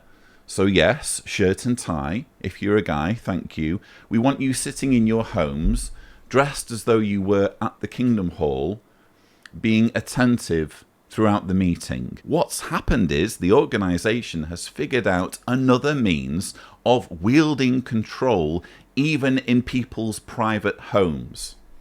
So that when the meetings are in progress, you have to be in front of your computer or in front of your device being attentive. And if you happen to be a PMO or someone who is physically in, mentally out, someone who no longer believes the religion, someone who's figured out that they're being lied to and exploited, this has made it harder, actually, the coronavirus pandemic, for such ones to fade, because now there's no excuse for them to not be at the meetings, or it's easier for elders to police their meeting attendance. So David Splain and his pals can pat themselves on the back all they like, but if they knew anything, they would realise that the pandemic hasn't suddenly ignited this wave of interest in them and in their control. It's just afforded them an opportunity to wield more control on their followers, and frankly to scare former followers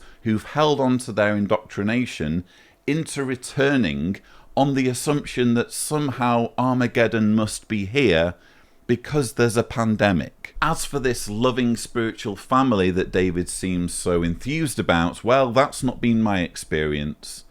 And it's not been the experience of many who follow my channel.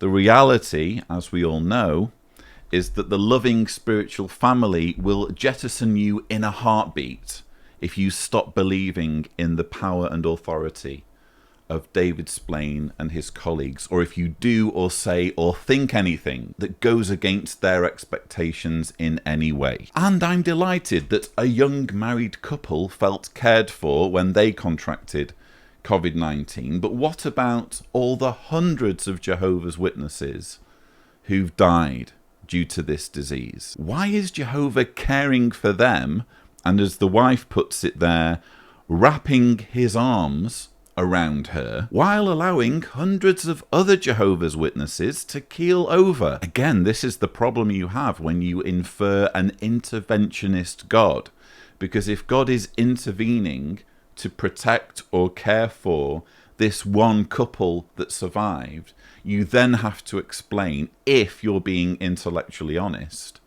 why God isn't coming to the rescue for hundreds of Jehovah's Witnesses who've died, or for family members who are devastated at having lost their loved ones to COVID-19. Apparently all of this pain and loss is inconsequential because, one couple had groceries on their doorstep. Who knew members of a cult could show care and concern for other members of a cult? Now let's consider some of the things that God's Word has done for us. Do you remember what it was like before you came into the truth? A favorite relative of yours who was happily married lost her husband in death. At the funeral, a priest told her that her husband was in purgatory, and unless the widow paid up, he was going to stay there for a long time. She'd just lost her husband. How comforting was that? But then you started studying the Bible. You came to Romans chapter 6 and verse 7. The one who has died has been acquitted from his sin. Acquitted from his sin. And your Bible teacher explained what that means. It means that when you die, the debt is paid. You don't go on paying after death. You don't suffer in hell, and you don't suffer in purgatory. That one Bible verse could completely change your view of what happens at death. On the other hand, maybe you grew up in a family where evolution was the order of the day. So, no hope. No hope for the future. This life is all there is. Then you came to learn that you have a Heavenly Father who loves you very much and who wants to give you a future and a hope. What a joy it was to discover Jehovah. Some of us grew up in a family where the parents didn't get along so well. We couldn't point to them and say, now that is how a man should treat his wife, or that is how a woman should treat her husband. They just didn't get along. We needed Jehovah. We needed the Bible. We needed Jehovah's organization to teach us how to have a happy family life. There's more. Recently, a clergyman was asked by a journalist why pandemics like the coronavirus occur. And the clergyman answered, well, suffering is part of life. That didn't answer the question. The journalist wasn't asking, do we suffer? The journalist knew that we suffer. The journalist wanted to know, why do we suffer? He didn't get an answer. A professor of New Testament theology was asked the same question. Why do we suffer? Do you know what he said? Everybody suffers. God suffers. What kind of an answer is that? How happy we are to have the answers to those questions from the Bible. Where to begin with that cascade of nonsense?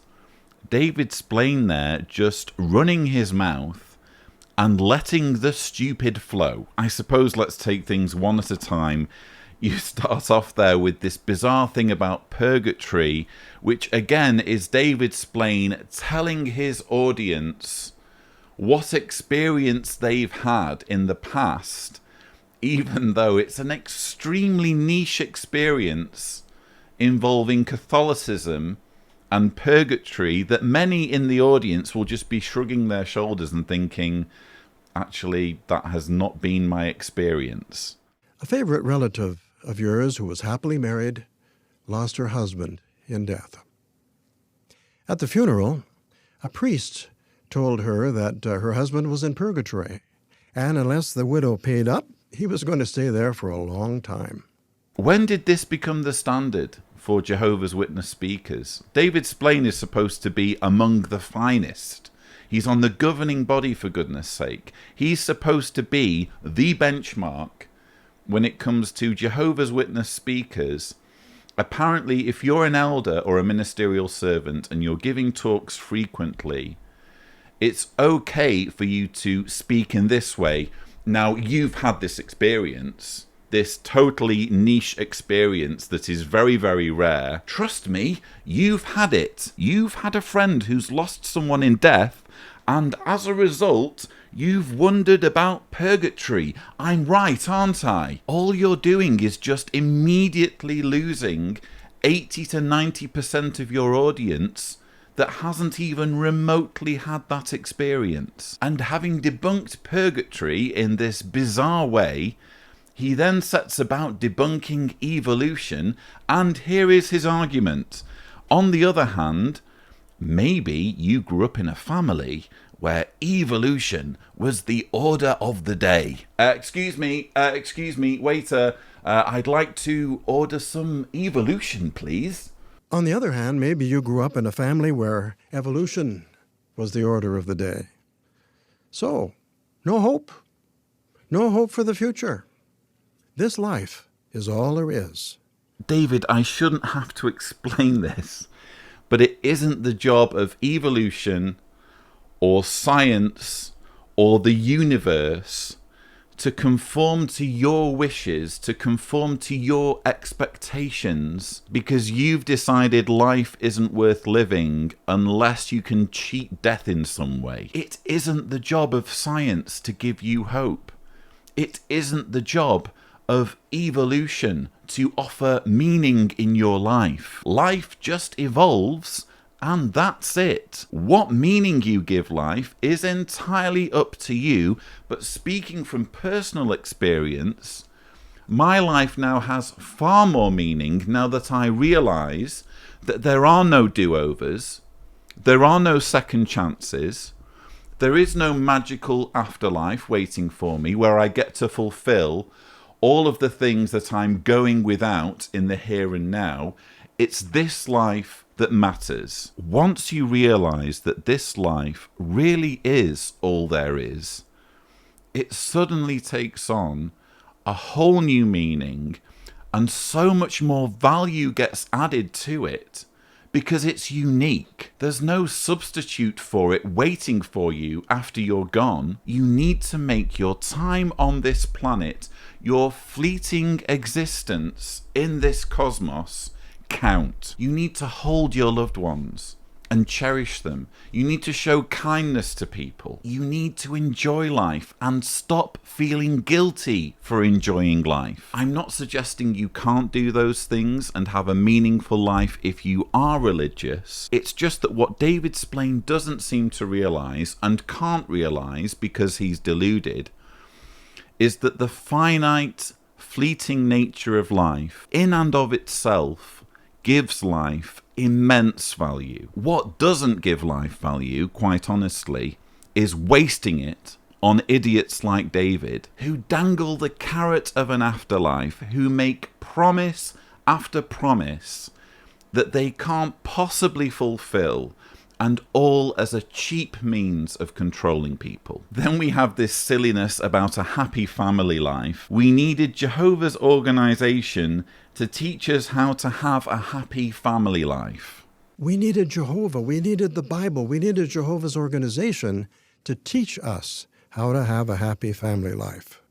Who knew Jehovah's Witnesses have the monopoly on a happy family life? Jehovah's Witnesses watching this part around the world will be nodding along in agreement, thinking, yes, our family life is idyllic, and mummy and daddy never argue with each other because they're Jehovah's Witnesses, and it would be impossible for Jehovah's Witness parents to ever disagree with each other. Don't speak nonsense, David Splain. If anything, the Jehovah's Witness religion is a cause of friction in families, especially when it comes to shunning, and the way you and your pals insist on families being torn apart if one family member ends up disagreeing with your ideas or fails to recognize your authority. Then finally we have this bizarre anecdote about an unnamed clergyman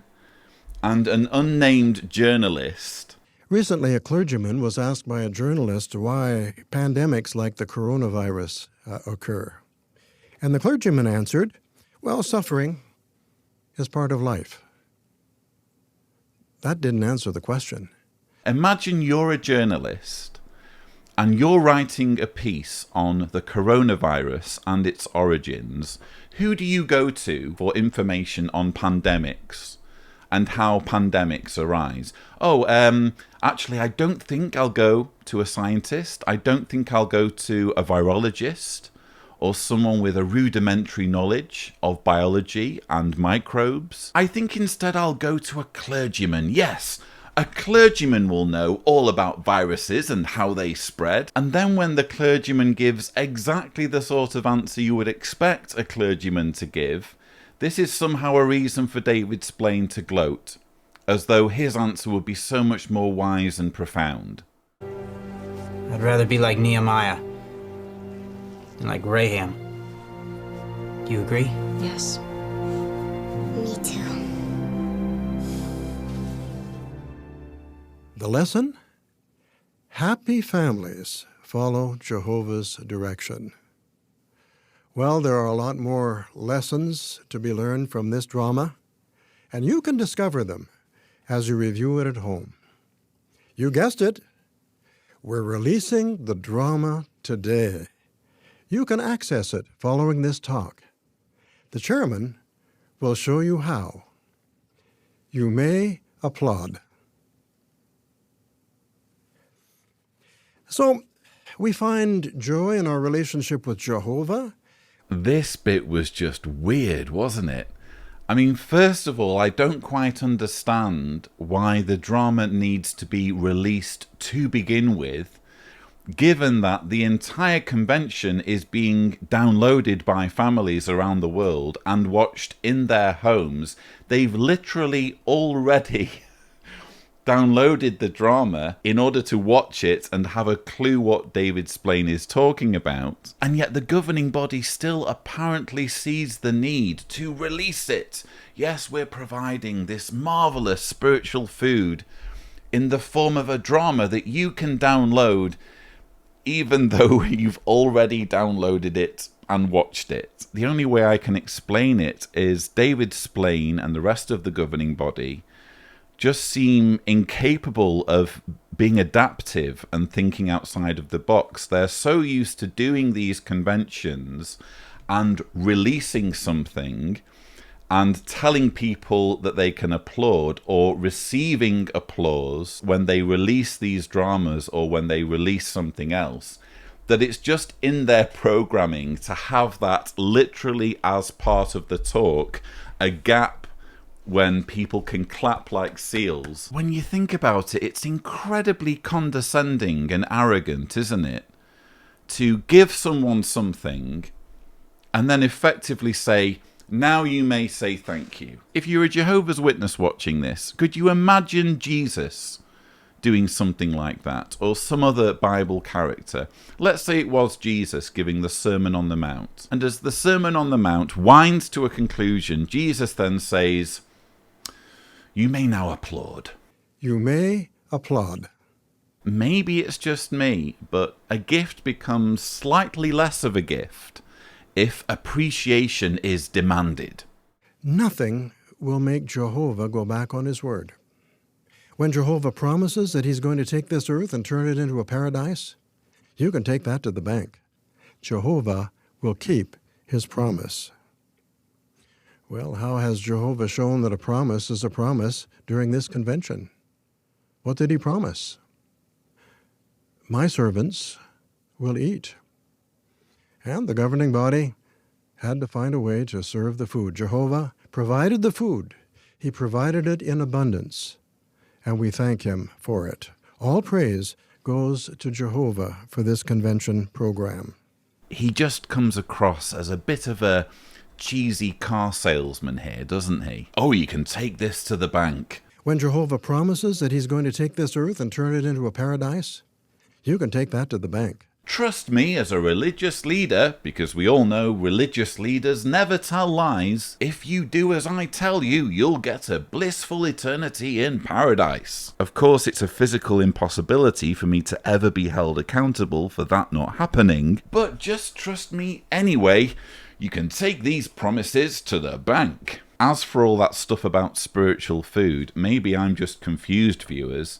I just assumed that it was the governing body as the faithful slave who provide the spiritual food at the proper time. But now we're hearing that actually it's Jehovah who provides the spiritual food. And the governing body had to find a way to serve the food. Jehovah provided the food. So Jehovah provides the food, the governing body just serve it, like they're some kind of spiritual waiters. When Gog attacks, Jehovah is going to vindicate himself. He is going to protect his people for the sake of his name. And that's another reason for us to love Jehovah's name, to rejoice in his name. Because his name is involved, Jehovah is going to protect his people. Well, when we talk about the attack of Gog of Magog, does it make you kind of nervous? Here are a couple of things to think about. First of all, whose idea is it for Gog to attack when he does? Let's find out. Ezekiel chapter 38, that's verse 4. Jehovah says to Gog, I will turn you around and put hooks in your jaws and bring you out with all your army. Now think about that. I will turn you around. It sounds like Gog was headed in the opposite direction. But then Jehovah turns him around and he draws him out to attack. So what does that tell you? The timing of the attack is Jehovah's. So what do we learn? Everything is under control. There's no need to panic. Everything is going according to schedule, Jehovah's schedule. So that's the first thing. There's another thing. What precedes the attack of Gog of Magog? What did we read in the Pure Worship book? The destruction of Babylon the Great. Now, have you ever considered how that destruction is going to fortify your faith? It's going to strengthen you so that you're able to endure the attack of Gog of Magog? Think about it this way. What other religious organization foretells the destruction of a world empire of false religion? We're the only ones, because the others are all part of Babylon the Great. They're not going to foretell the destruction in the future. So the destruction is going to be a surprise to everyone but Jehovah's Witnesses. And when it occurs, there'll be no doubt in your mind that you're on the winning side, that you're on Jehovah's side.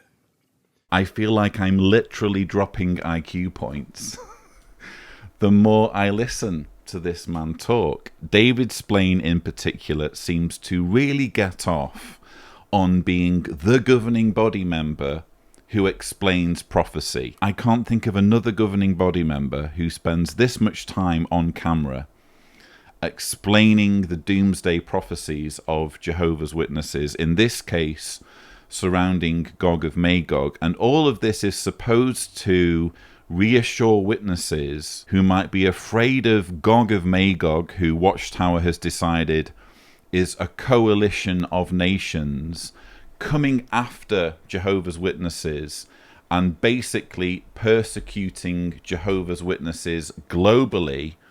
David Splain is here referring to verses in Ezekiel to reassure witnesses that actually all of this is under God's control, because God is the one who draws Gog out and initiates this attack on his own people. So he's in control of the whole thing. Well, again, you have more questions than answers the more you think about it. Because if Jehovah is orchestrating the entire thing, then what room does that leave for free agency and free will? If Gog is basically forced to attack Jehovah's people so that Jehovah can then bring judgment against the nations for attacking the people, what you have is Jehovah punishing the nations for what he's forced them to do. Mind you, if you think about it, that makes total sense in the context of the God of the Bible, who, for example, made Pharaoh of Egypt hard-hearted, you wouldn't have needed the full 10 plagues, including the deaths of all the Egyptian firstborn, if God hadn't literally made Pharaoh decide that he wouldn't let the Israelites go. And let's not forget that the whole issue of sovereignty wouldn't have been an issue to begin with if an all-knowing, omnipotent God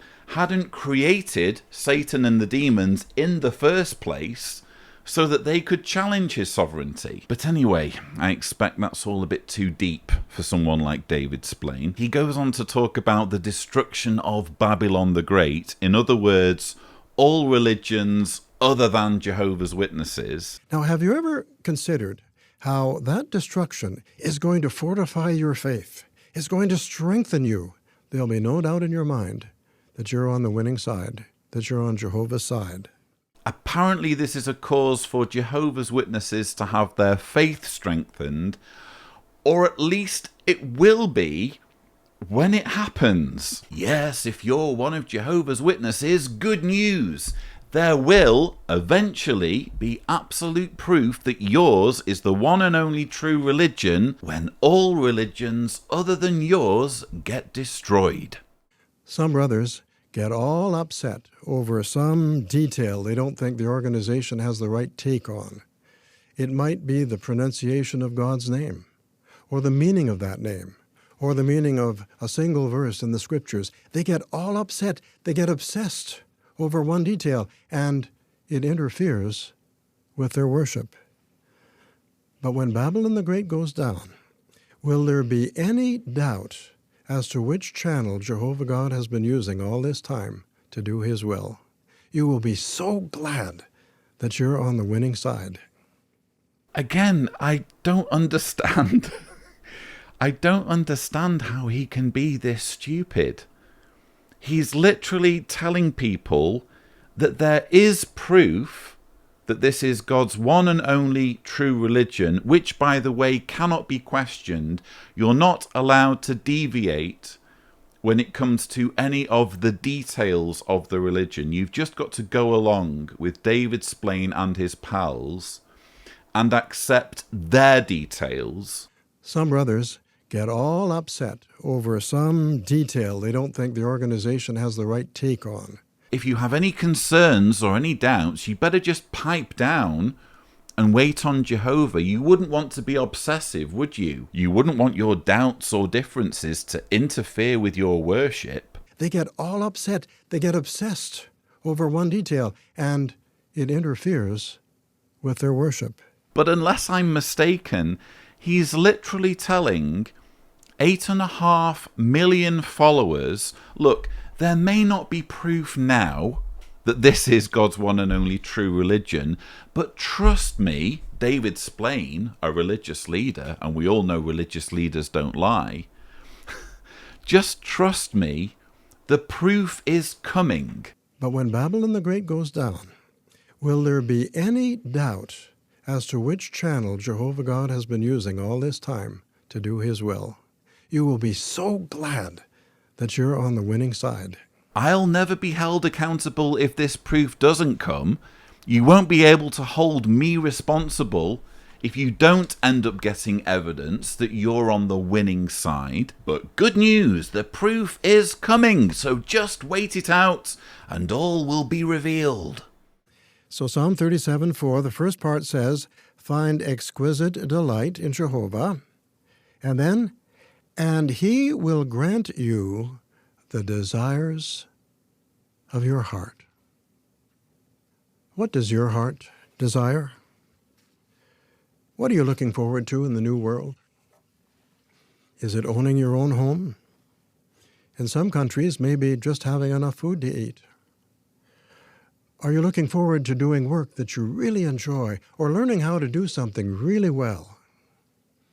Or maybe you're older now, and you're looking forward to waking up every morning without pain, and without wondering, I wonder what this pain means. I wonder if I have something serious, and never, ever having to think about death again.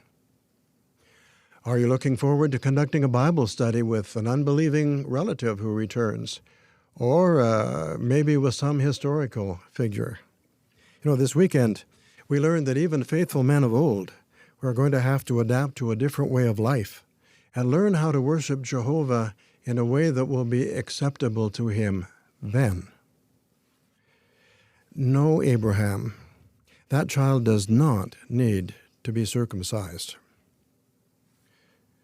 David, you're not a king anymore. If you want a glass of water, you have to get up and get it yourself. Samuel, I know you're grateful to be resurrected, but we don't offer animal sacrifices anymore. So please, put that knife down and leave that bull alone. Yes, there are going to be adjustments that have to be made. And what about living conditions? Where would you prefer to live in the new world? Maybe you love the country. And if you're assigned to live in the country, you'll be very happy. But suppose you love the country, but you're assigned to live in a city. Well, you can learn to love the city. Jehovah can help you to become whatever you need to become.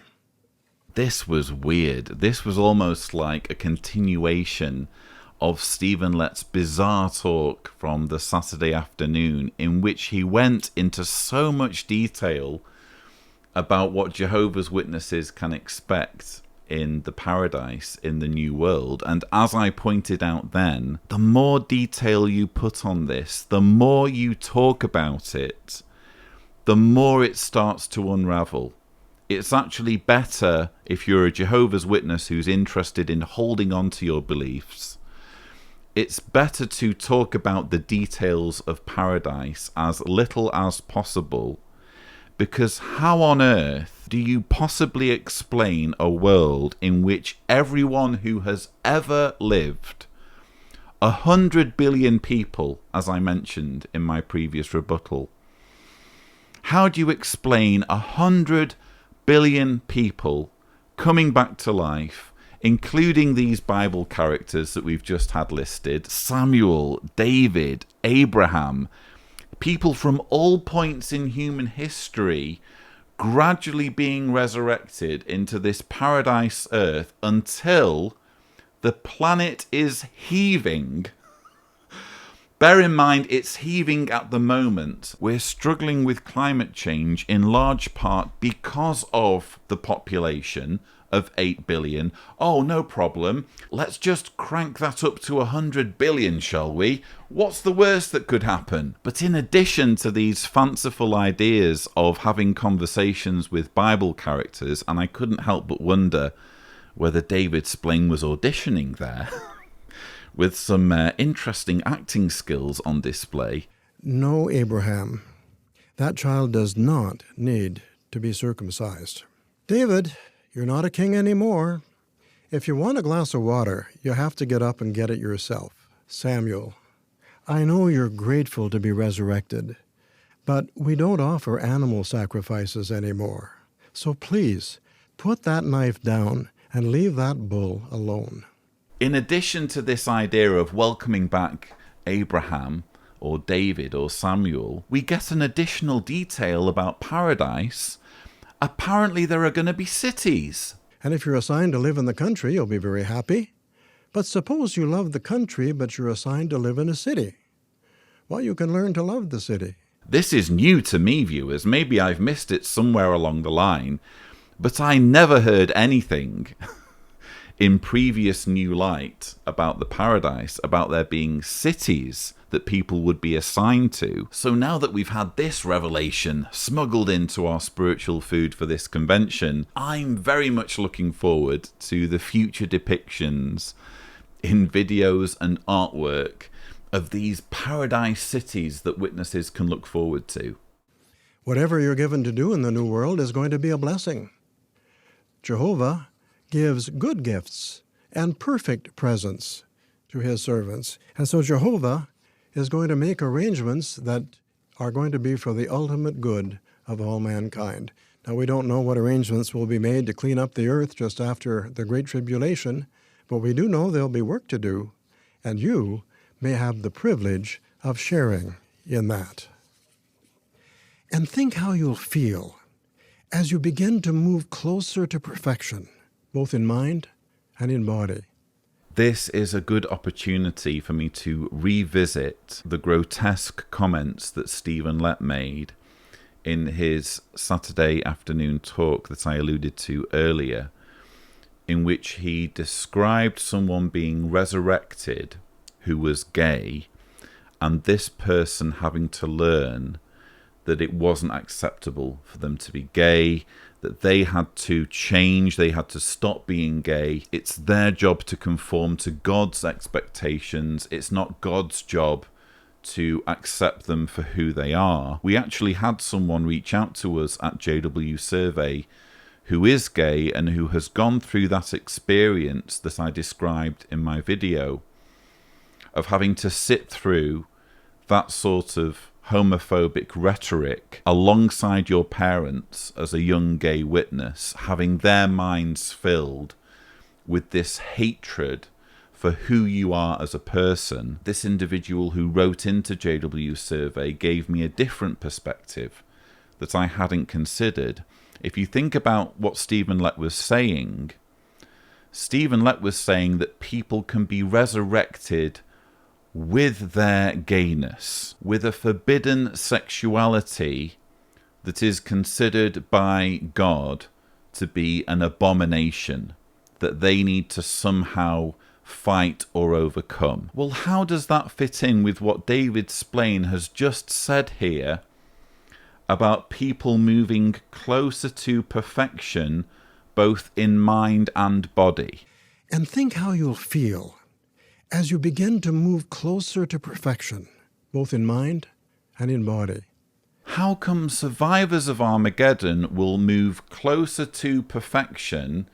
In other words, I assume, get rid of their gayness as time passes and they gradually get more and more perfect. And yet those who are resurrected can be resurrected into a mind and a body that is still gay. There's a clear contradiction here, isn't there? It seems as though the governing body just really hasn't thought this thing through. If you are a gay Jehovah's Witness and you're riddled with guilt and self-loathing, all of this uncertainty really won't help. Previously, you've been taught that at least when paradise comes, you will be fixed. You will be cured of your homosexuality as the centuries pass.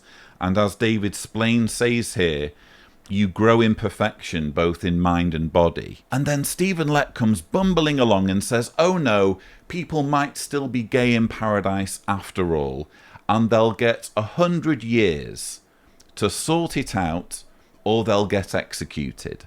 I was thinking, as an example, a homosexual.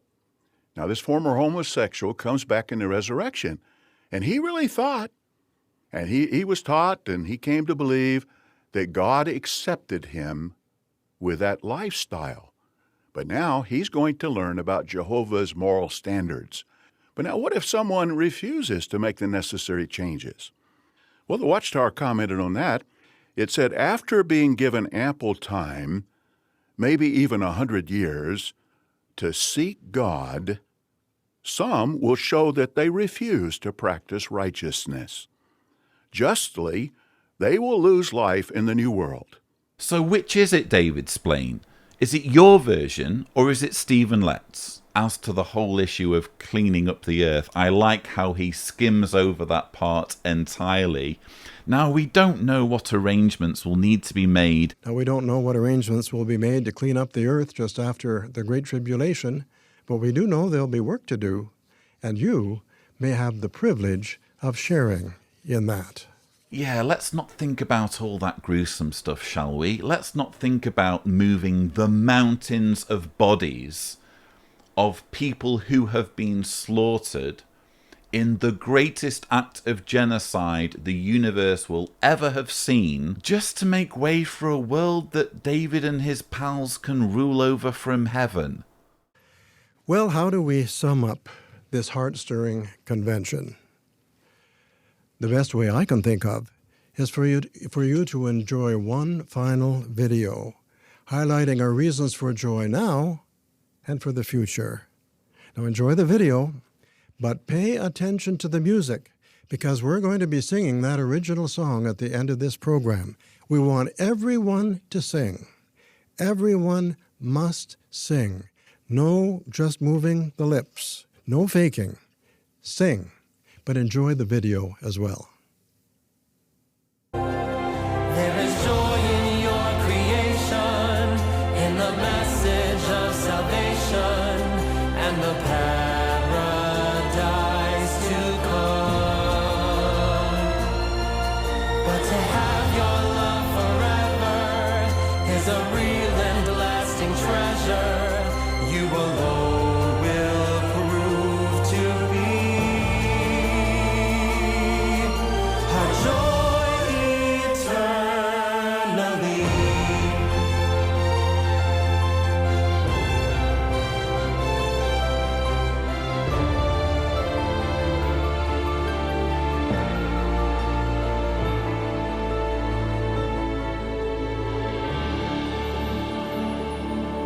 Jehovah, we have all we need to bring us delight. The things we hear and touch and see and feel deep inside.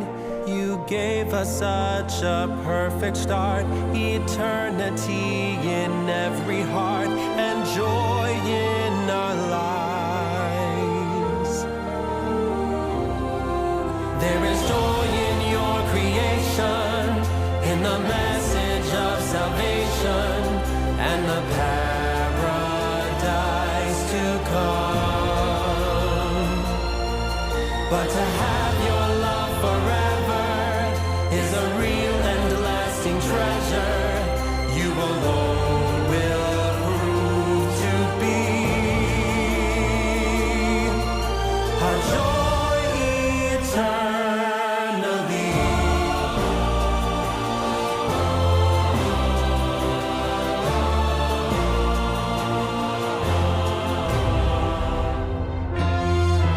This joy could not be ours without the gift of your Son. His sacrifice has paid the price, so joy could be ours for all time. Spare a thought for one sad pair, and the forbidden love they share in the paradise to come. They could be for each other reaching, but instead they end up preaching to a resurrected Pope who still can't find a sheep.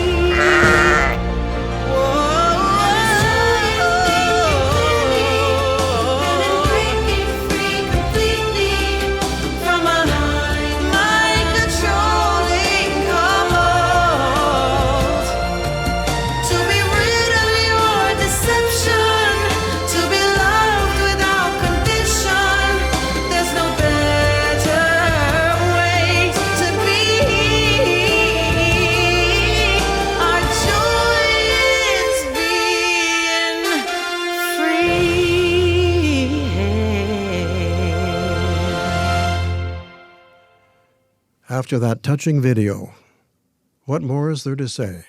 Oh, I can think of a few things to say, David, but I've already said them in the form of those altered lyrics that you heard towards the end there. And I must take this opportunity to thank my friend Lydia Harrell, aka The Lovely Singer, who is one of my patrons and who very generously agreed to lend her incredible voice to a set of reworked lyrics that I've put together. I'm calling the song Our Joy is Being Free. And obviously it's an answer to the horrendous indoctrination that we've seen over the course of this convention, as summed up in that final song at the end there. I thought long and hard about that final song because I realise that many Jehovah's Witnesses will find it very moving and very compelling, and I think there should be an answer, but what better answer than to allow apostates from all over the world to send a message loud and clear that true joy is having the freedom to think for yourself. And that's something that's simply impossible for Jehovah's Witnesses. Everything that they do, say, and think is prescribed for them by David Splain and the rest of the governing body members, as we've seen abundantly demonstrated over the 3 days of this convention. So over the next few days, look out for the full music video, Our Joy is Being Free, sung by the wonderful Lydia Harrell. Again, so thankful to Lydia for lending her amazing voice. But I'm delighted to say that's everything I have for you on this Always Rejoice 2020 Convention of Jehovah's Witnesses. It's been a huge slog getting these 6 rebuttal videos together, but finally we're at the end. I hope my thoughts have been helpful for you. Remember, if you're watching these videos as one of Jehovah's Witnesses, it's very simple. I'm not attacking you. I'm not against you. I'm not your enemy. All I want for you is for you to have both sides of the argument, for you to do research into your beliefs to find out whether you're being lied to or not. And as I've said before on previous videos on my channel, it's a win-win scenario. If you do the digging, if you examine the very worst arguments against your religion, and you end up being vindicated, you end up proving that your beliefs are true, your faith will be rock solid, your faith will be stronger than it has ever been before. If, on the other hand, you do the digging and you find out that you're being lied to and exploited, you have an opportunity to do something about it. Again, it's a win-win. All that remains at the end of this rebuttal marathon is to remind you all to subscribe to the John Cedars channel for more such videos, and as always, thank you for watching.